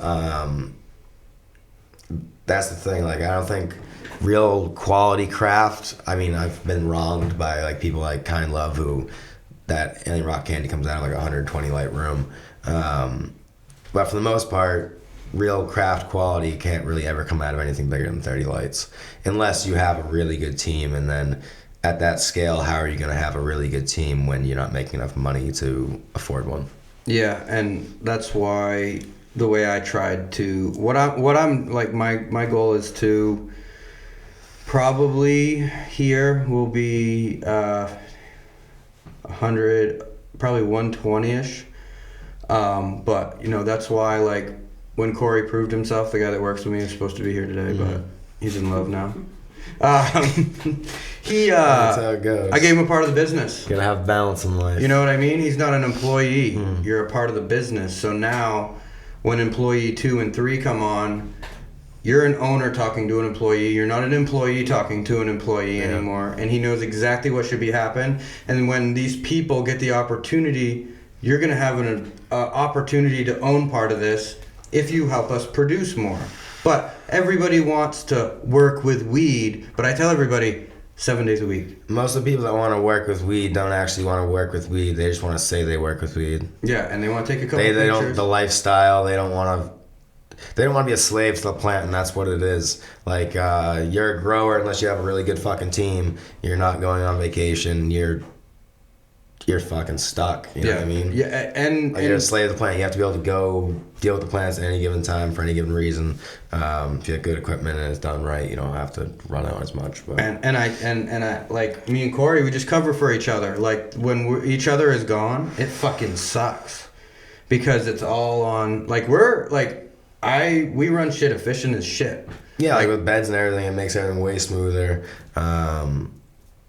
Reliable anyway. Like, it's harder to fuck up, like, if you're covering for someone. Yeah. You just gotta get the water right. You gotta get the water in there. Yeah. And you gotta, regular maintenance, Yeah, and to me, the way we do it now, like, I don't see there being much more of an efficient way.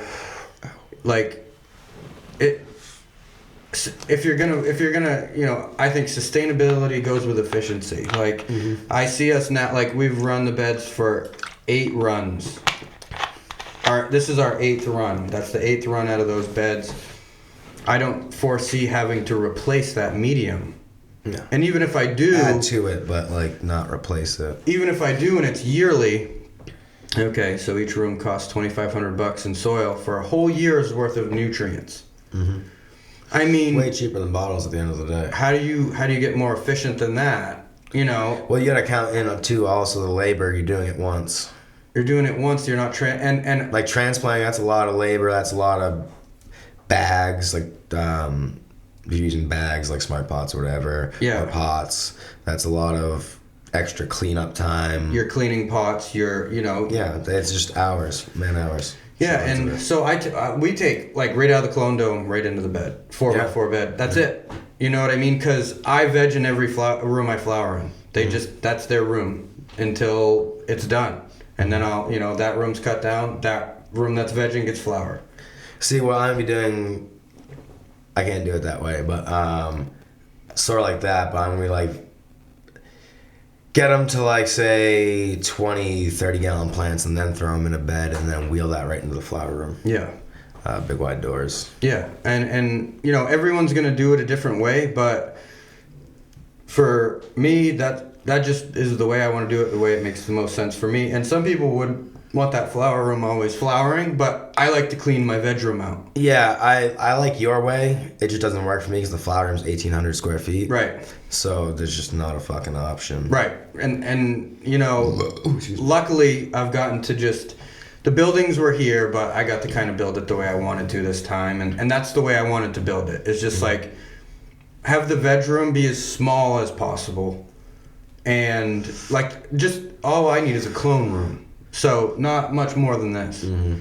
And because you're not actually vegging, you're just taking clones when you need to and putting them into the room when it's ready. Because the biggest things that I've found with quality is the plant needs, this is probably only going to make sense to a small amount of people, but it needs consistency. Yeah. But it also needs constant change. Yeah, you need all the different variables hitting it because the plants have different processes, different temperatures, humidities, levels of light, etc. If you're not getting all of them going, it's not to its potential. It's like, so if you were eating a diet and you don't have vitamin D and E and whatever, you still function. Yeah. But you're not your full potential. Right. And I feel like plants... Environment is their vitamins, not like food, They work like people, but they constantly need to be tiny bit stressed out all the time, but not like all in one day. You know what I mean? It's like... Yeah, I don't completely hammer on them, but throw something new at them constantly to make them adapt and stronger. Right. And learn to deal with it. Once a plant's been in a certain environment or condition, it's not a shock next time it gets there. Right. And I think, and I might be crazy, but they get used, like, from clone to clone to clone, all the way down, because I don't keep mother plants, and people give me shit for it all the time, but down the line, the genetics seem to get used to the way we do things the more we run that genetic. And when they go from clone into the bed, it's like, oh, we know what this is. It just seems that way. Well, it's so when you're taking a clone, you're taking that plant. So that's where people get weird with clones when they get them from different people because they run different newt lines. So they have weird issues like, oh, that person's clones never fucking grow veg nice for me. It's because they're switching what it's used to. Yeah. Whatever you took the clone off of, it already has whatever's brought up from your medium, so it has that in its system, and that's what it's been used to. So you put that into something different, it's going to be weird. But over time, you get like pathogens and shit. But if you have special microbes and different bacteria that are in your soil that that plant already had in it from transpiring and everything, it'll definitely just go faster. Yeah, it's like it's kind of retarded on what I wanted to say there. No, I get it because it's hard to explain because it's hard to put into words. It's because when you're in there and everything's on point and you have that connection, and it sounds weird because not many people know. Yeah. It's just like you know what you need to do, but you can't, like my hardest thing is telling somebody what they need to do, and I only know what to do, and I don't sometimes know why or how to explain it. Mm-hmm. You know what I mean? I just know this needs to be done today, and tomorrow this shit's gonna look phenomenal. Mm-hmm. And it's literally 12 hours, not even. Your plants are like, yeah, happy as shit. You do that, like the simple. People have different opinions on pruning and all that shit. Like, I don't like mayhem in the room. Mm-hmm. I like it to be a certain way, and when it looks that way, the plants seem happier to me. And that's why I do it. There's no other reason. I don't know the science behind it. All I know is this looks fucking awesome. And when I don't do that, shit happens. Things start to get out of control. That's why I find growers that do more observation tend to do a lot better. Yeah. That they spend time looking at the plants and learn the connection to the plant and how to read it and know what to give it to make it excel. I think the one thing that does fool a shitload of people is, in my opinion, foliar sprays are complete bullshit as far as feeding. But people love it because the plants pray because they got wet. You spray water on a plant, it's going to pray 10 minutes later no matter what. And because it prays, they think they're super happy and it works great. Yeah. But really, they're just spraying fertilizer on their stuff they're going to smoke. See, well, the way I do it is... certain things like bacterias and other enzymes and things make sense to me, but I just personally don't believe in... Through veg and the beginning of flower, I do spray, but it's just water. Yeah.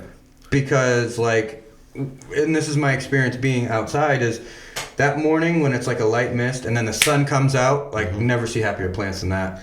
Also, so the thing with the water on the plant is water on the leaves actually strips nitrogen. So if you have, like, any sort of excess nitrogen, it's pulling it out.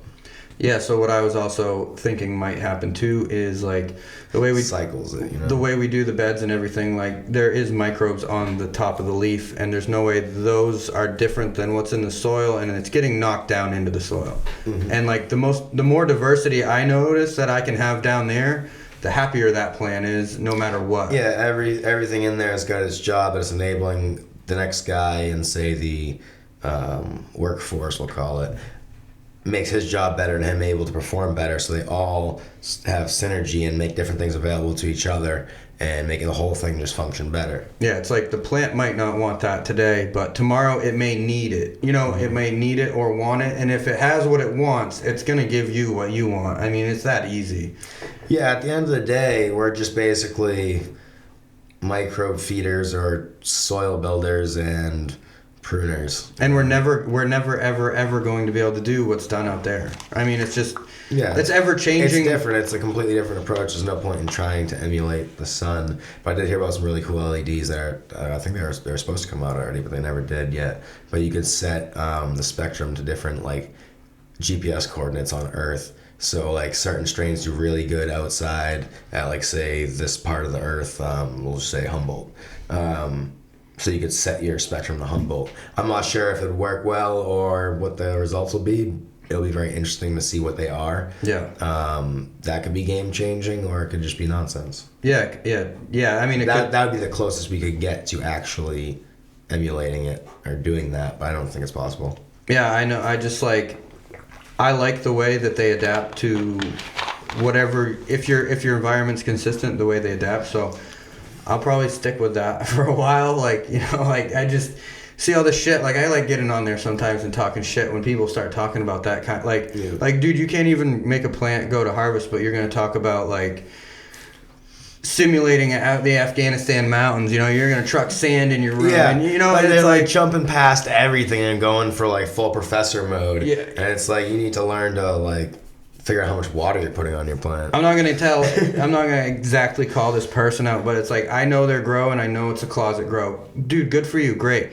Don't try to be throwing advice or shame on dudes trying to step it up and like give product to the masses. You know what I mean? Like, granted, great, you crush your closet grow. Go build out a fucking 2,000 square foot building. And then give that dude shit that you've been giving shit for growing weed that's not up to par.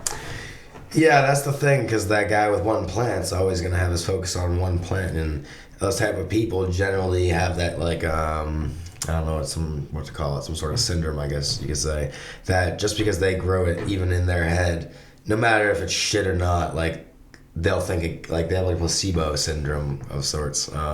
They'll think it's awesome no matter what, if it sucks or not, because they produced it. So they'll always think their shit's better than yours no matter what. And he's running like 2 different LEDs and a CMH and like another light, and I'm like, scale that, dude.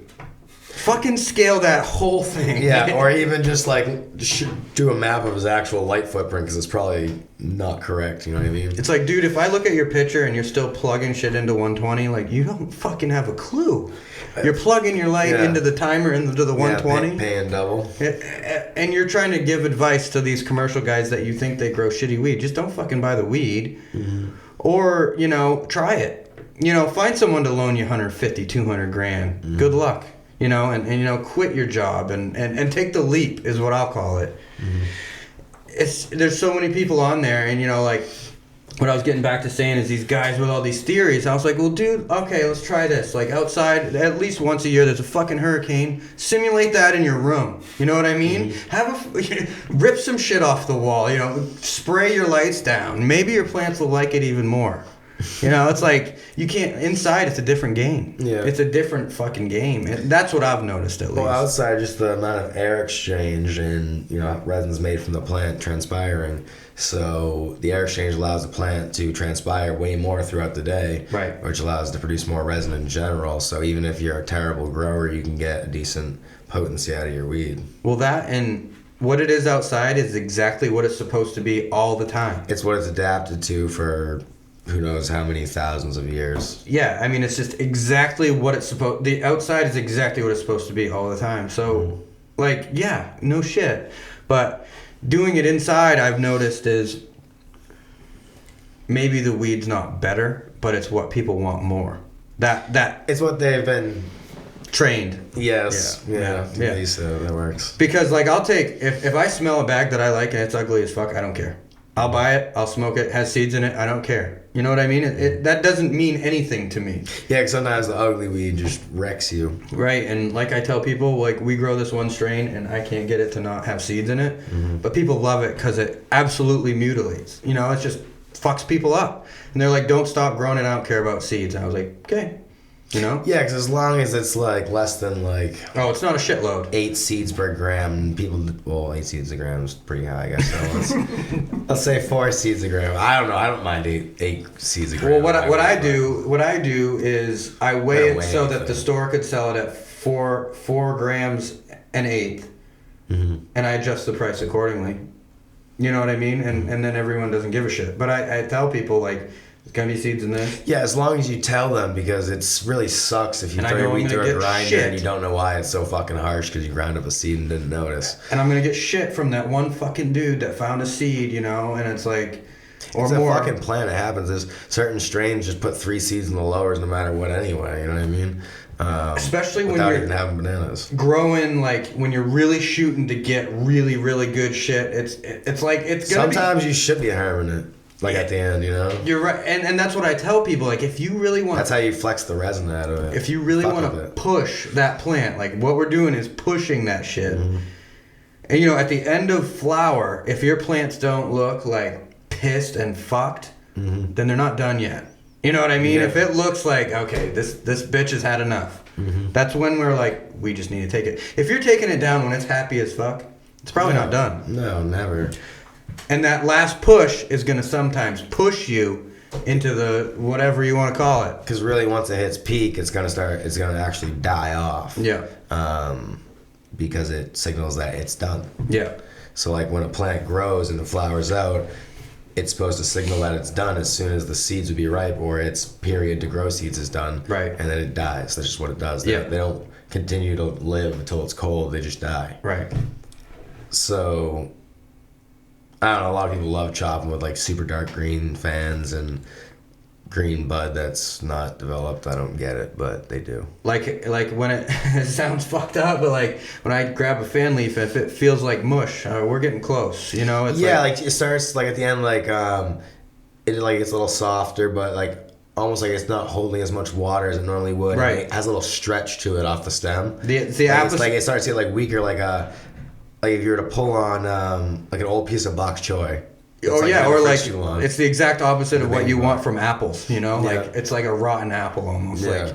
Like it's ripe. Yeah, exactly. Yeah. And I get it. I mean, you wanna cut it like as soon as possible to get it out, to get it, you know, to show people or whatever it is. But that extra couple, like sometimes it's only a day, 2 days. You know, some strains we figured out it's 4 weeks, but. Yeah, it's a kick certain stuff just like hits that point and ripens up super fast, and you get like that window.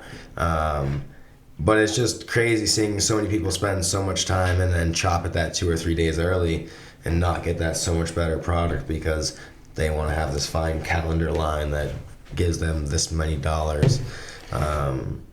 Yeah, I know. And to me, that takes the fun out of it because I like mayhem. I fucking love it. You know, my veg room has to go for an extra 2-3 weeks. I always have way too many plants in veg, and I have to like either clone them out and throw them out or sell them, and I just pop way too many seeds all the time. Yeah, I mean, I've tried to stop doing that because I've literally loaded whole flower rooms with just shit I never run, ever. Just, oh, that's a seed, that's a seed, and then, you know, we'll have 7 male plants that are cut. There's no plant in that bed, and most people would, you know, have a panic attack about it, but to me, all I have to do is see that one prospect in the corner that I've never grown before, and I'm like, yeah, it was worth it. I don't give a shit. Like, we just grew some seeds from Woodstock, his fertile ants, and we had to take that 13. You know what I mean? Because at first we chopped it with the rest of the room at like 9.5, and I was like, I'm not going to do that again if we're going to run this, because the weed came out like really sweet and really gassy. But I was like, we need to let that thing go next time, and we did this time, and holy shit. I mean, Completely different. It was so much better. Like the smoke. The smoke in the beginning had the flavor, but it didn't have the kick. And then this time, everyone's like, dude, you know, I'm like, that's 13 weeks. That's... Yeah, because on a lot of the longer stuff, that it doesn't really produce much THC for quite a while, and then it just comes in hard at the end. Yeah. So if you chop a little early, you're just kind of making hemp. I've noticed with a lot of strains, if you do bring them to the finish line, that potency, that high will really, really like amplify. You know, if you chop it early, yeah, it'll be cool. You'll get a little bit of it. But if you bring it down the line, like if you have a strain that's really going to put you on your ass, like it's really going to fuck you up then. Yeah, but you also have ones too where it goes a little too far and the terps change, then you like the effect changes. Yeah. And then it's just like not always the greatest. Yeah, like, you push glue too long, like no one likes a chocolatey glue. No. I mean, to me personally, like most of the cookie stuff I've grown, I just don't care. I don't care for really any of it. Yeah, me either. It's not really. Yeah, that's the. Yeah. You want to check some of this out? Sure. You can criticize. That's what it's here for. What is it? That's sour banana sherbet, and that's Gorilla Glue across from Purple Punch. Interesting. That's the one that's not the strongest, like I told you, but it's the smell that people really like. And do you know this one test at? 16. Really? But I'm not a lemon guy, but I like that lemon. Usually when I smell lemon, I'm like, that I don't fucking like I like that, like this, or it has like that low-key lemon peel smell, like not super loud, but when you smoke it, it tastes really good. Yeah, and like I said, it's, I don't know, really, people call it daytime, whatever, I don't know, indica sativa thing, I don't get wrapped up in that, really, I mean, because Indica and sativa is bullshit at this point, and it's bullshit in the first place, because they're both indica, and sativa is a hemp plant, like rope plant, so, but everything's so muddled, and even in any population of any landrace strain, there's both indica and sativa. Yeah. So there's no gene line that's purely one way or the other, based on how people consider it wide leaves and based on effect. That's more terpene related than species or place of origin of a strain. That's what I've thought, and then I think a lot of people use one or the other for just shitty weed. You know what I mean? Like, oh, this is like this because it's, you know, a true sativa or a true indica. It's like, dude, for one thing, I don't know what the fuck that really is. That's what they told me it was when I bought seeds. Same with that. Yeah, and their numbers are usually bullshit, and the biggest seed business is a lot of scams and bullshit for the most part. 90% of the big breeders have tents. They have grows smaller than any of us. Right. And generally no fucking clue what they're doing. That's what I thought. But they're also labeling shit before it's even made. Right. Like they're naming shit, coming up with the indica sativa, and they have no idea what the genetic role is going to actually be of like the dice. Right. And they're just guessing, and they don't give a fuck. They're just chasing dollars. Yeah, because like in my mind goes through like dominant and recessive genes, like, and so across like lemon freeze, two fucking awesome things. You think it's gonna produce a certain type of, so it's like alien rock candy, rebel OG, and lemon fizz. Yeah. You'd think it produces a pretty consistent lemon and absolutely fire looking with like a haze OG punch, but you get half the phenos are these like retard phenos that are like Rebel OG leaning that literally taste like turnips and radishes and shit like that. Right. Like devastating, but you don't want to. It's like astringent. You don't want it in your mouth. Like you don't want to sit there and Right. you're like, oh, I want to smoke another bone of that. Yeah. You're like, if you wanted to sleep or something, yeah, you would, but like it's just not pleasant. But none of the plants that you mixed produce that until you mix them based on dominant and recessive genes that pop up. So like a dominant and recessive gene could have absolutely nothing to do with what is being expressed in this bud. So if this plant produces this, that doesn't mean the genes that it pass on will do that. Right. It could pass on a completely different phenotype. It makes sense. It's like some people. Mm-hmm. Yeah, and Yeah, like you see like 2 brown-haired people have 3 red-haired kids. right. Well, sometimes that's Or the like milkman. all daughters, or yeah. Yeah, I used to make fun of my mom. I tried to tell her it was the mailman. Yeah, She but has like like, a slight Japanese look to her, but not really. the way like my mind works is, it probably sounds ignorant, but like everybody that's in the industry wants to grow bud. I think. I don't think so at all. You don't think so? I think well, at one point, and you know, some people like found they could make some money off of doing like what I would call making seeds the wrong way, just fucking shit up, and then they found out they could sell them, and then they just started doing that. Yeah, there's a lot of people that do that too. Like, so I think I'll piss a lot of people off, but a lot of the people in the seed game are in the seed game because they can't fucking grow. Well, that's where I was going. Like, they're taking a fat L growing their own homegrown, but they can produce a shitload of money's worth of seed Right. in that space. Like, as far as seed production, depending on the strain, like I have an In the Pines cut, and it's super sativa, so it's got small calyxes, and there's just shitloads of them. In a 3x3 tent, I could flower one of those out and grow 20,000 seeds, like no problem. Right. So if you do the math pack math on that, you could produce large amounts of money and sell them for cheap and have no fucking clue what it does or Right. what it's going to do and just not give a shit. Like Masonic, just straight chucking shit, not even verifying cuts, like does not give a fuck, but they're all like $20. And I just think it's funny how he calls them rippers, because really he's just ripping people off. Yeah. And it's like an inside joke and he thinks it's funny, but it's a lot of clout and I don't understand it. But the chicken shit and all that's funny. He's got like good culture to his presence, which I think that's what really brings the people in. And then that and like the fake beef things with Microbe Alchemist, but that became real, I suppose.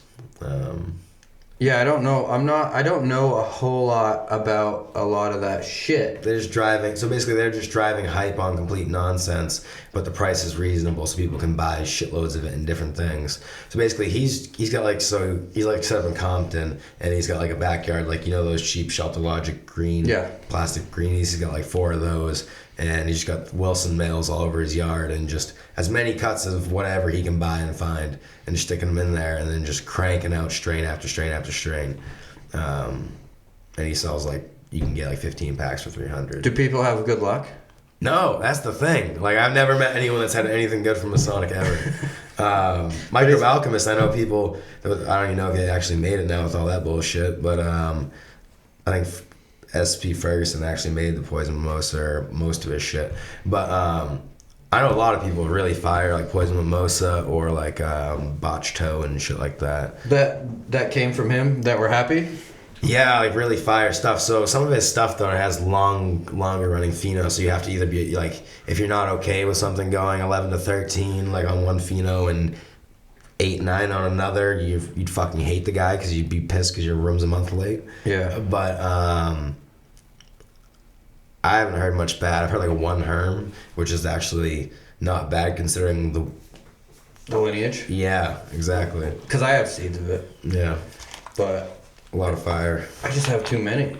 Yeah, that's the thing. Like, there's so many seeds, there's so many things you can grow in the world, but when do you have the fucking time with the plant counts that we're given?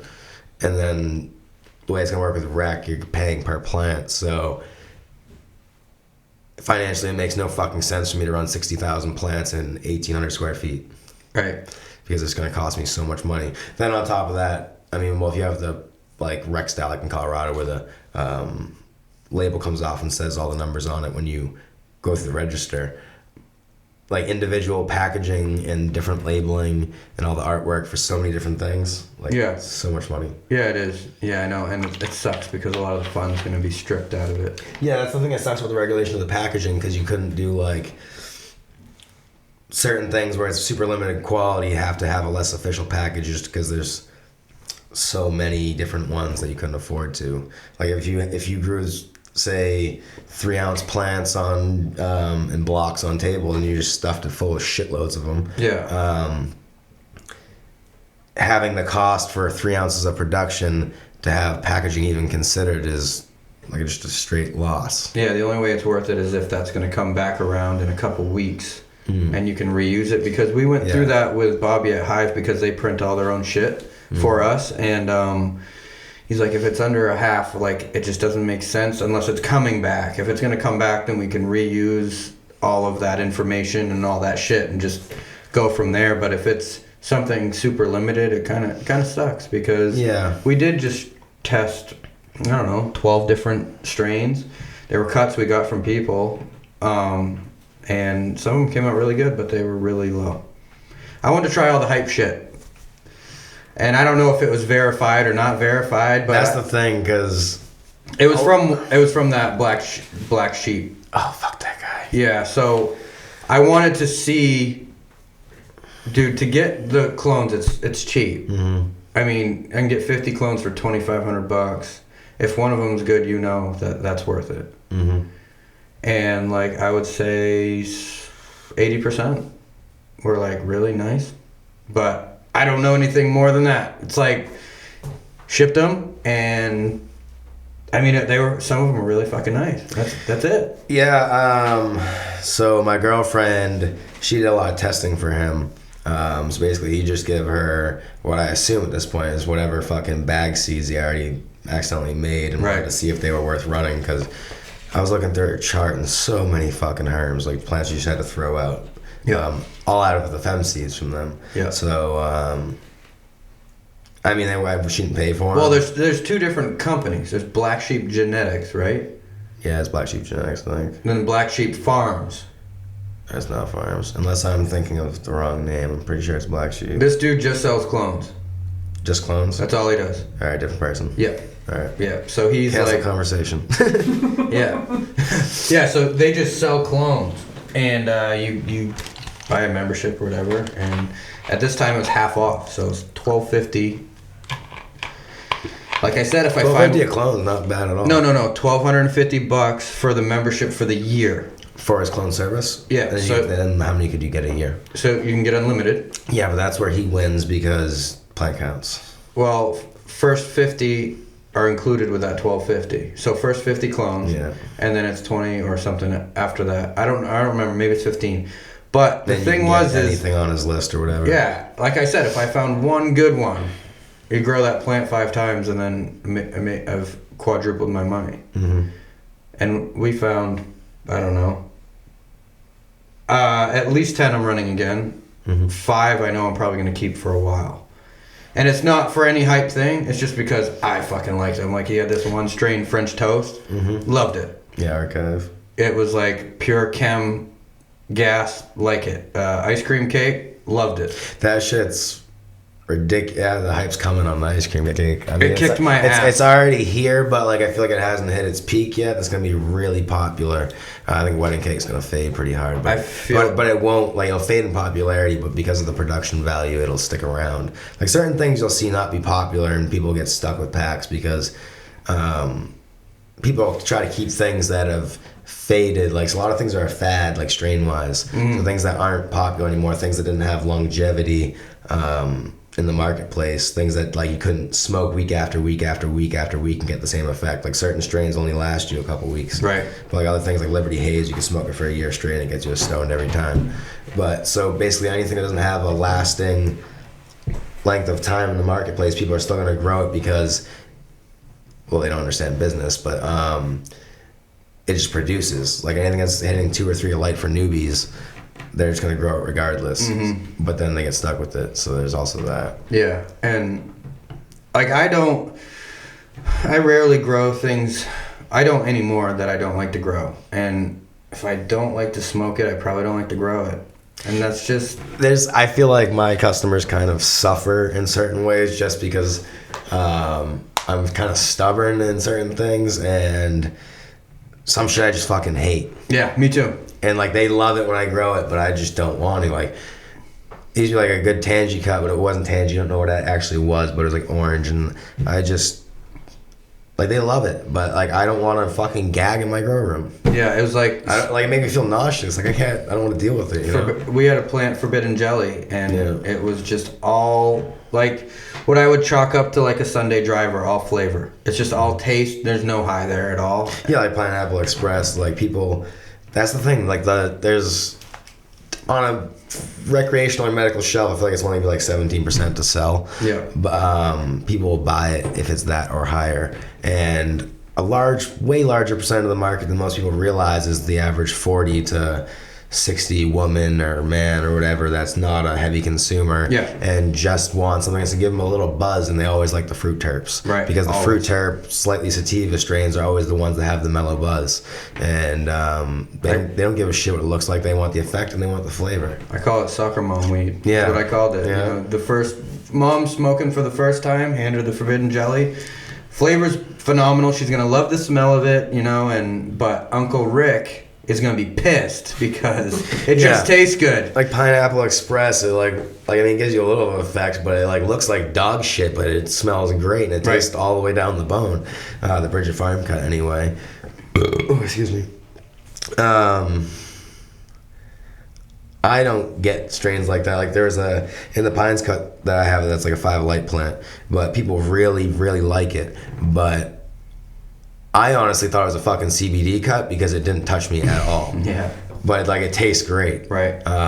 It's real sativa looking, like it's just like a bat's full of hairs, and then it ends up looking like a real haze when it's dried. But like because it's like of haze origin, and it has that hairy look to it, like in the very small calyx, because most people's eyes aren't that great, like they can't see the trichomes on a smaller calyx than normal, like not like a big fat cookie calyx. Right. So like that calyx can be completely encrusted, but it doesn't have the frost that sticks out like these, you know what I mean? Right. So to them it just looks like a bag of dog shit or someone's horrible homegrown or some shit they don't want. But it actually just fucks your day up. Right.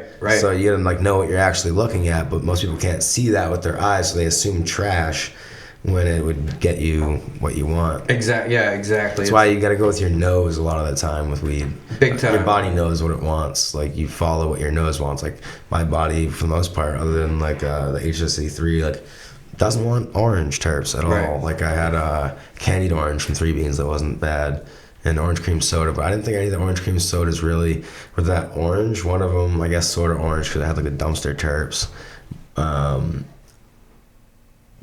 Like other ones kind of seem blue to me, but certain things I just don't fucking like. Me either. Like we tried an orange daiquiri from them, and all set. You ever try 24 karat Tangy? Yeah. What do you think? I don't like it. Like old stale Chinese food in dumpsters. Well, I got one with orange peels in the dumpster from a guy.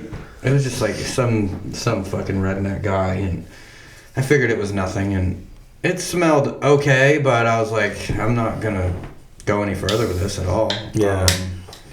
But I know a couple dudes that just make seeds fucking up, and I know the genetics are there, so I'll try them. Mm-hmm. You know, some like I know that he fucked up this plant, but it's been with this one. He's grown outside for 5 years, and if he can grow it pretty good outside, then I'm gonna try. Yeah, like even the lemon freeze strain that I have, I didn't intentionally make that at all. So Jer had an Alien Rock Candy male clone in the building, and it was labeled as a regular plant. In the Alien Rock Candy, they don't show sex at all, like until they're flowering. So I had like 3 days off, like the only 3 days I ever got off, and the room was already at like day 4 or whatever. And then this male was ridiculous. It was like 6 foot tall to be flipped, but come back and the balls are just like on stacks like this, just like I open the door out of the corner of my eye, I see like full blown, like look like week 7 colas and like in the corner of my vision. It was just like this huge male, and I was just like, holy fuck. And then I yelled to fucking Bob to go get the water, because you spray it down with water and get it out of there. Because if you shake it, you're fucked. Right. But some of those males, they just nut up so quick, like they just launch right off into flower. That's insane. Like the thing scared, like my heart just stopped. I was like, holy fuck. But yeah, there was like 200 seeds in the room. And you saved them all. Yeah. Yeah, and that's what that is. Yeah, I used it. So it's pretty sweet. Some of them are fucking awesome. Like definitely 25 plus, maybe 30% THC and fruits and gas, but like kind of OG cookie-like looking flower. Yep. Super easy to trim, and then the other half are just like sort of resembling unwanted feelings of lemon fizz, but not resembling it at the same time. Big, dense, leafy buds, and they have like root vegetable terps, like turnips and rutabagas and shit you don't want in your mouth. Right, exactly. But some of those ones also, like the heaviest plants I've seen, like one of them, it was like a plant like this big, and it was 2.2 pounds. Right. And it flipped this tall and just stacked up. It was just super fucking heavy, but at the end of the day, I mean, maybe if you extracted it or cooked with it or something, but the flavor's just undesirable. No one's gonna want it. Yeah, we've had a couple of those that just bang, and then at the end of the day, you're like, I wish it smelled good, or anything. Yeah, you can have complete hit or miss in the same seed line, like completely different plants. It's fucked up, and I know a lot of people don't like them, but in-house, I've always had good luck. Oh, yeah, I've got quite a bit of their shit that's making me nervous at the moment.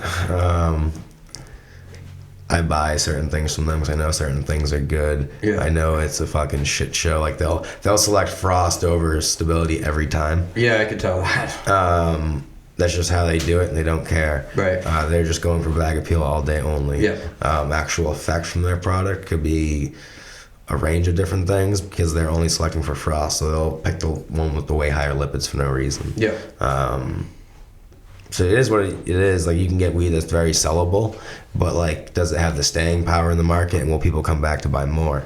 If you get that weed that's super frosty and doesn't really get you high, you're not coming back for it. Like one time back in the day, I got Obama Kush in like 2012 and packs of it, and like straight dryer sheets or like detergent smell on it. Like you could carry it around, no one would know it's weed, and it was the frostiest shit I had seen. Yeah. And then there's a batch of Dragonfire that was like that too from the same dude. But anyway, super frosty and have literally no fucking effect at all. That's weird. Yeah, like it looked like the dankest weed you've ever seen, but you smoke it and like nothing. Like the trichomes are empty. Yeah. Like I don't know if it was a random CBD pheno or something, but looks aren't everything at all. No.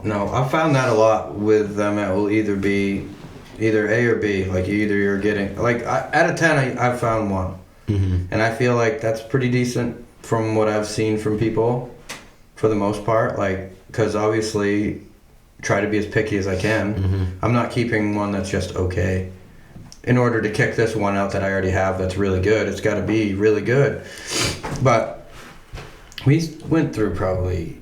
The only thing that turned me off from them is I ordered, I think it was like Slurricane when it first came out or something. Mm-hmm. And I was like, dude, I popped like 400 of your seeds. Always had good luck. I put these seeds in the ground and nothing came up, not one thing. Mm-hmm. And I wasn't expecting anything really. I just expecting some interaction because that's kind of a lot of money. Mm-hmm. 400 seeds times 300 a pack. Yeah, how was the response? Nothing. Yeah, that's the thing with like I was expecting kind of, but like some of these guys like fly by night breeders, like they'll never show you anything or interact with you at all. They just want their stuff to sell through seed banks, and because they don't interact with anyone, it gives them kind of like a hyped mystique, which allows them to just kind of fuck people over all day long. Yeah. But I think it's fucked up to like not even respond to someone who grew your stuff if they had a question. Especially if I've been tagging them and they've been re-tagging. Yeah, like they're getting... You're using me for advertising. Yeah, they're getting free advertising from you and product promotion, and then they're like, fuck you. Yeah, I was just they're like, like seeds cost nothing to fucking produce. They can't give you another 10 just because they didn't pop for whatever reason. Like, if you can't replace a pack of seeds unless you literally don't have any more, you're an asshole. Like, per seed, it costs you very minuscule fractions of penny to produce. Yeah, and I knew the seed bank. You make $40,000 off a plant in a 2x2 tent. Yeah, you know what I mean? I knew the seed bank. It was just a dude, and I told him, I told him about it, and I was like, dude, you know how much shit I buy. Like, there was a while, 2 years there, where I was just like. The thing with that though is the seed bank guy's gonna be the guy that eats shit for that if he does replace it, because a lot of it depends on the breeder. Really, a lot of the breeders are like, it is what it is once you sell it to the seed bank. So the seed bank, like, you can't return shit. Well, I told him, I said, dude, I'm not fucking with their shit anymore. Like, it's all going. Just for that. I mean, it's like, it's bullshit. You know, their stuff, like I said, good. Like, it was really good. I had good luck. How do you find the yields to be? Well, the ones that were supposed to yield usually yielded really well. Nice. Rainbow cookies, crystal cookies, forbidden jelly, Mendo glue, always did really good. It was never low. I got the Platinum Punch remix, Kush Mints, and Jelly Cocktail remix going. I don't know how many phenos of each. I don't really want to talk numbers. They seem promising, but like just the brand itself, just knowing how some of these breeders function just makes me nervous. Yeah, I mean, you never know what you're gonna get, and they're not gonna test it, and they're not gonna stop selling it when they know it's bad. I'd say it's very across the board unstable, but that just means you're just gonna be looking. Yeah, and sometimes you get lucky, like you'll find something that works in your room, but it doesn't work in your buddy's room. Right. So it depends like you're better off with a lot of things. You're better off with either selecting it yourself in your environment or getting clones that work well for somebody with a very similar environment to you, because a plant under CMH versus a plant under HPS versus a plant under LED or whatever, same exact cut. Certain ones are completely fucking different in every room. Some will herm under certain lights and not under others. You just don't want to get a cut that works really great for someone else because of their environment, and then have it not work great for you because it doesn't like your environment. I always plan on them not working out, just because we kind of trial by fire thing. Like, I fire that shit right in there, and if it dies, I'm not gonna change my room for that. Yeah, no, you can't. You have to select for what works for your situation. You can't adjust your situation to anything, because you don't know that you're ever gonna. You don't know when you're gonna lose that cut. Your whole cloner could die for whatever reason. You don't. Anything, you know, and that the fad, like you said, either it's gonna stay and kind of be forgotten about a little bit, but when people see it, they want it.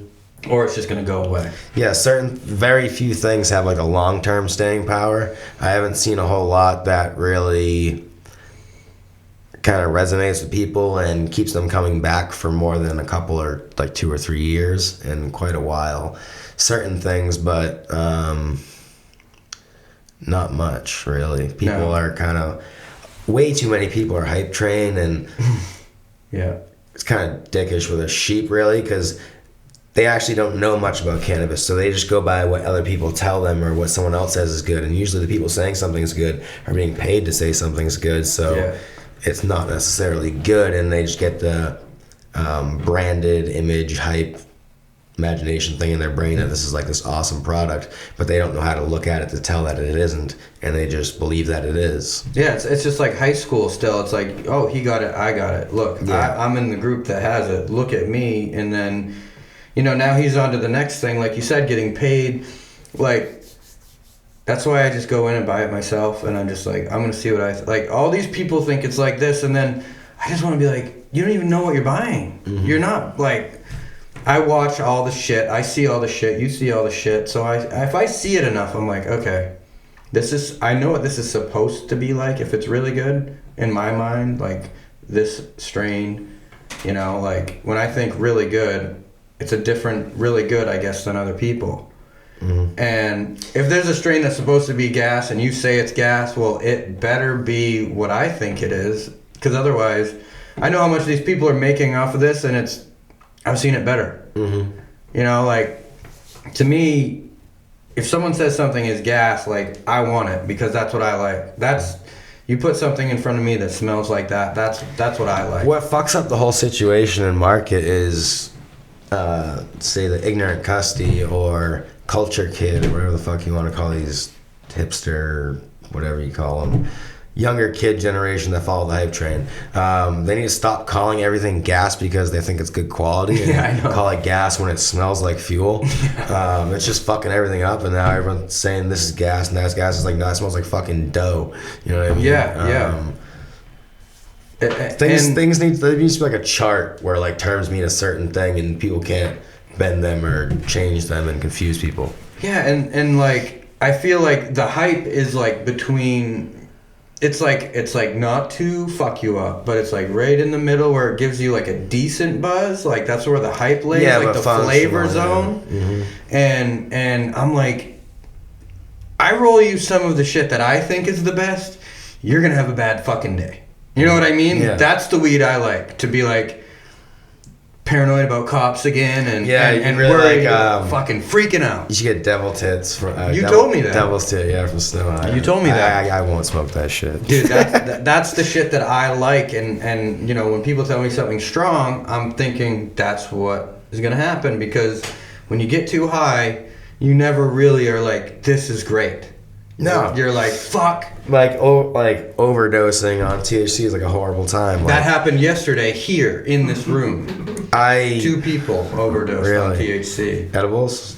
Well, it's this new fucking edible water thing that they're doing. It's called Nano. Yeah. It's this new dude, with edibles I'm very strict. Like I eat butter.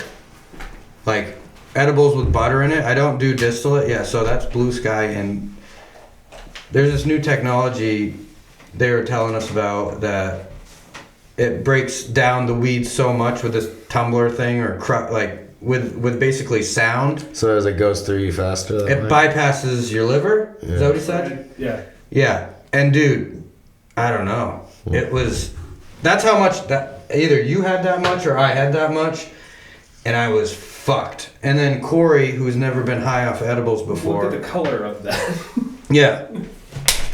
He put in like 50 times the recommended dose, and Corey drank that, and he had a rough afternoon. And he's never been high off an edible before. He's eaten 1,000 Oh, milligrams. that was probably horrible then. So when I was younger, sometime I had this plant I didn't even know was fucking out there. Like I forgot I had put it out there in a smart pot, and I found it way after harvest, and I didn't have anywhere to dry it anymore. So I fresh froze it, and then it was like an ounce. I would have been like an ounce dry, and I put that in a butter, and I just decarbed it in the butter for a shitload of time, or oil, I should say, and just cooked it wicked long to activate it because it was fresh frozen. And then I made like 2 trays, a Rice Krispie tray and then like a cereal bar tray thing, and I ate half of each of them, and holy fuck, dude, it was the worst time of my life. Like, so I was like, oh, it's great for a little while, and then all of a sudden I just go straight panic attack, and then I can't fucking move, and then like I had to like lay down for like 18 hours. Like I get up, I'd like take 3 steps, get so dizzy, like my fucking shit was falling out of me, and like just had to lay back down or I was gonna pass out. And it was just horrible. It lasted like 32 hours, something like that. Yeah, see, Bad time. I've never been there with like smoking before, but No, me either. like I like to get as high up there as I can, and then, you know, because I only smoke I'll smoke a joint and then I'll decide how it hits me. I never like, you know, I'm not one of those guys that's gonna roll like a 4-gram blunt and smoke it and decide if it's strong or not. Like, you should be fucked up if you just smoke 4 grams. Like, if you don't, like, take a break. Like there's no sense in getting your tolerance so ridiculous there where like it becomes bad to your lungs because you're smoking so much, or to your pocket because you're spending way more because you don't take slight tolerance breaks, or like just becomes something you really like think you need all the time. Yeah, because they get become so used to a particular feeling or state, and they just want to chase it all day. Yeah. That's not like good for your mental health or anything like that, or your wallet. Or I mean, some people it works great for just being stoned all day, but at the end of the day, it's expensive, and then definitely not good for your lungs. And how much time do you really want to dedicate to getting stoned? Like, if it stops you from doing other things, you know what I mean? Yeah. How productive can you really be smoking 40 bones a day? Well, I know dudes that just rip on those rigs all day. Yeah, you stop for, I mean, if they get an E now, it's quicker, but like, how often do you got to stop what you're doing and become unproductive to go over here and take this dab and then feel it all at once, so like you're not even actually being productive while you're doing something for the next 10 minutes or whatever, or they space out and stare at the wall. Like we've had a lot of people like work for us that haven't worked out, and like 50% of them have said, like, obviously people that are into weed want to work in a grow say that how much more they get done when they're stoned. I'm like, dude, none of you have seen you move stoned. You just think you're getting all this shit done at light speed, and I'm sitting there just in fucking slow-mo, holding the nail gun back, firing rounds at him to being like, let's fucking move it, guy. You know what I mean? Because then you start thinking, I don't care who you are, you get stoned and you just start you either hyper focus or you just start like, I need to get my oil fucking changed. Yeah, strain dependent. They're gonna be thinking about shit or spaced out or slowed down. Like for the most part, straight, you're gonna get anything done faster and better and smoother for the most part. But I mean, there are a lot of people like painters and shit who like literally can't do their jobs sober. But I wonder if it's because it allows them to focus in smooth hand, or if they're just like to the point where they're an addict almost, where they can't do it not high because they've always done it high. Well, I think it's probably like for me, like I did not paint this. Came this way, but like at my house, if I'm cutting in a room or I'm painting, like I have to get blistered because I have so much other shit on my mind. I'm like, I do not want to be fucking doing this for 3 hours. You know how fucking sucky it is to do like. It's like arch ceiling too, but the building's like 3,600 square feet, so I painted the whole thing plus all the walls, the ceiling, the fucking ceiling, like they put the texture on not thick enough or didn't put the sticker or whatever, so you're painting and the shit's just peeling off and it's just fucking so annoying. I hate painting in the first place. I mean, I don't mind rolling, but cutting just makes me angry. Yeah, because it just takes forever. I just think about all the other shit I should be doing. Yeah.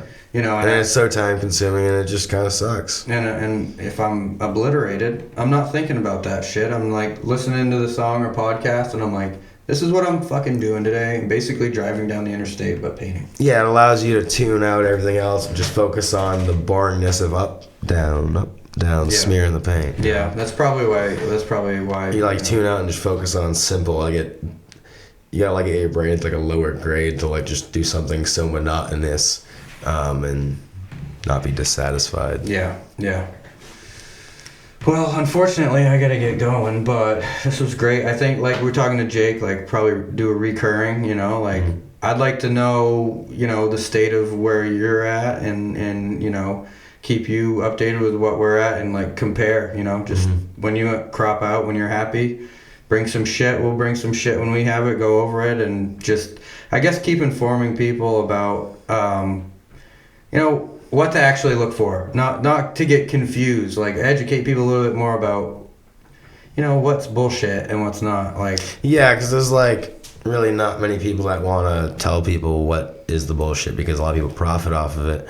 So a lot of people just never see it and then kind of suffer from it. Well, and I feel like, you know, a guy will read something and then say it as fact. And when, like, I feel like I've been doing it for a while. I know you've been doing it for a while. Like, if I don't know, how the fuck do you know? That's my thing. It's like, how are you telling me? What do you do? Are you a scientist? Have you been doing this for a long time?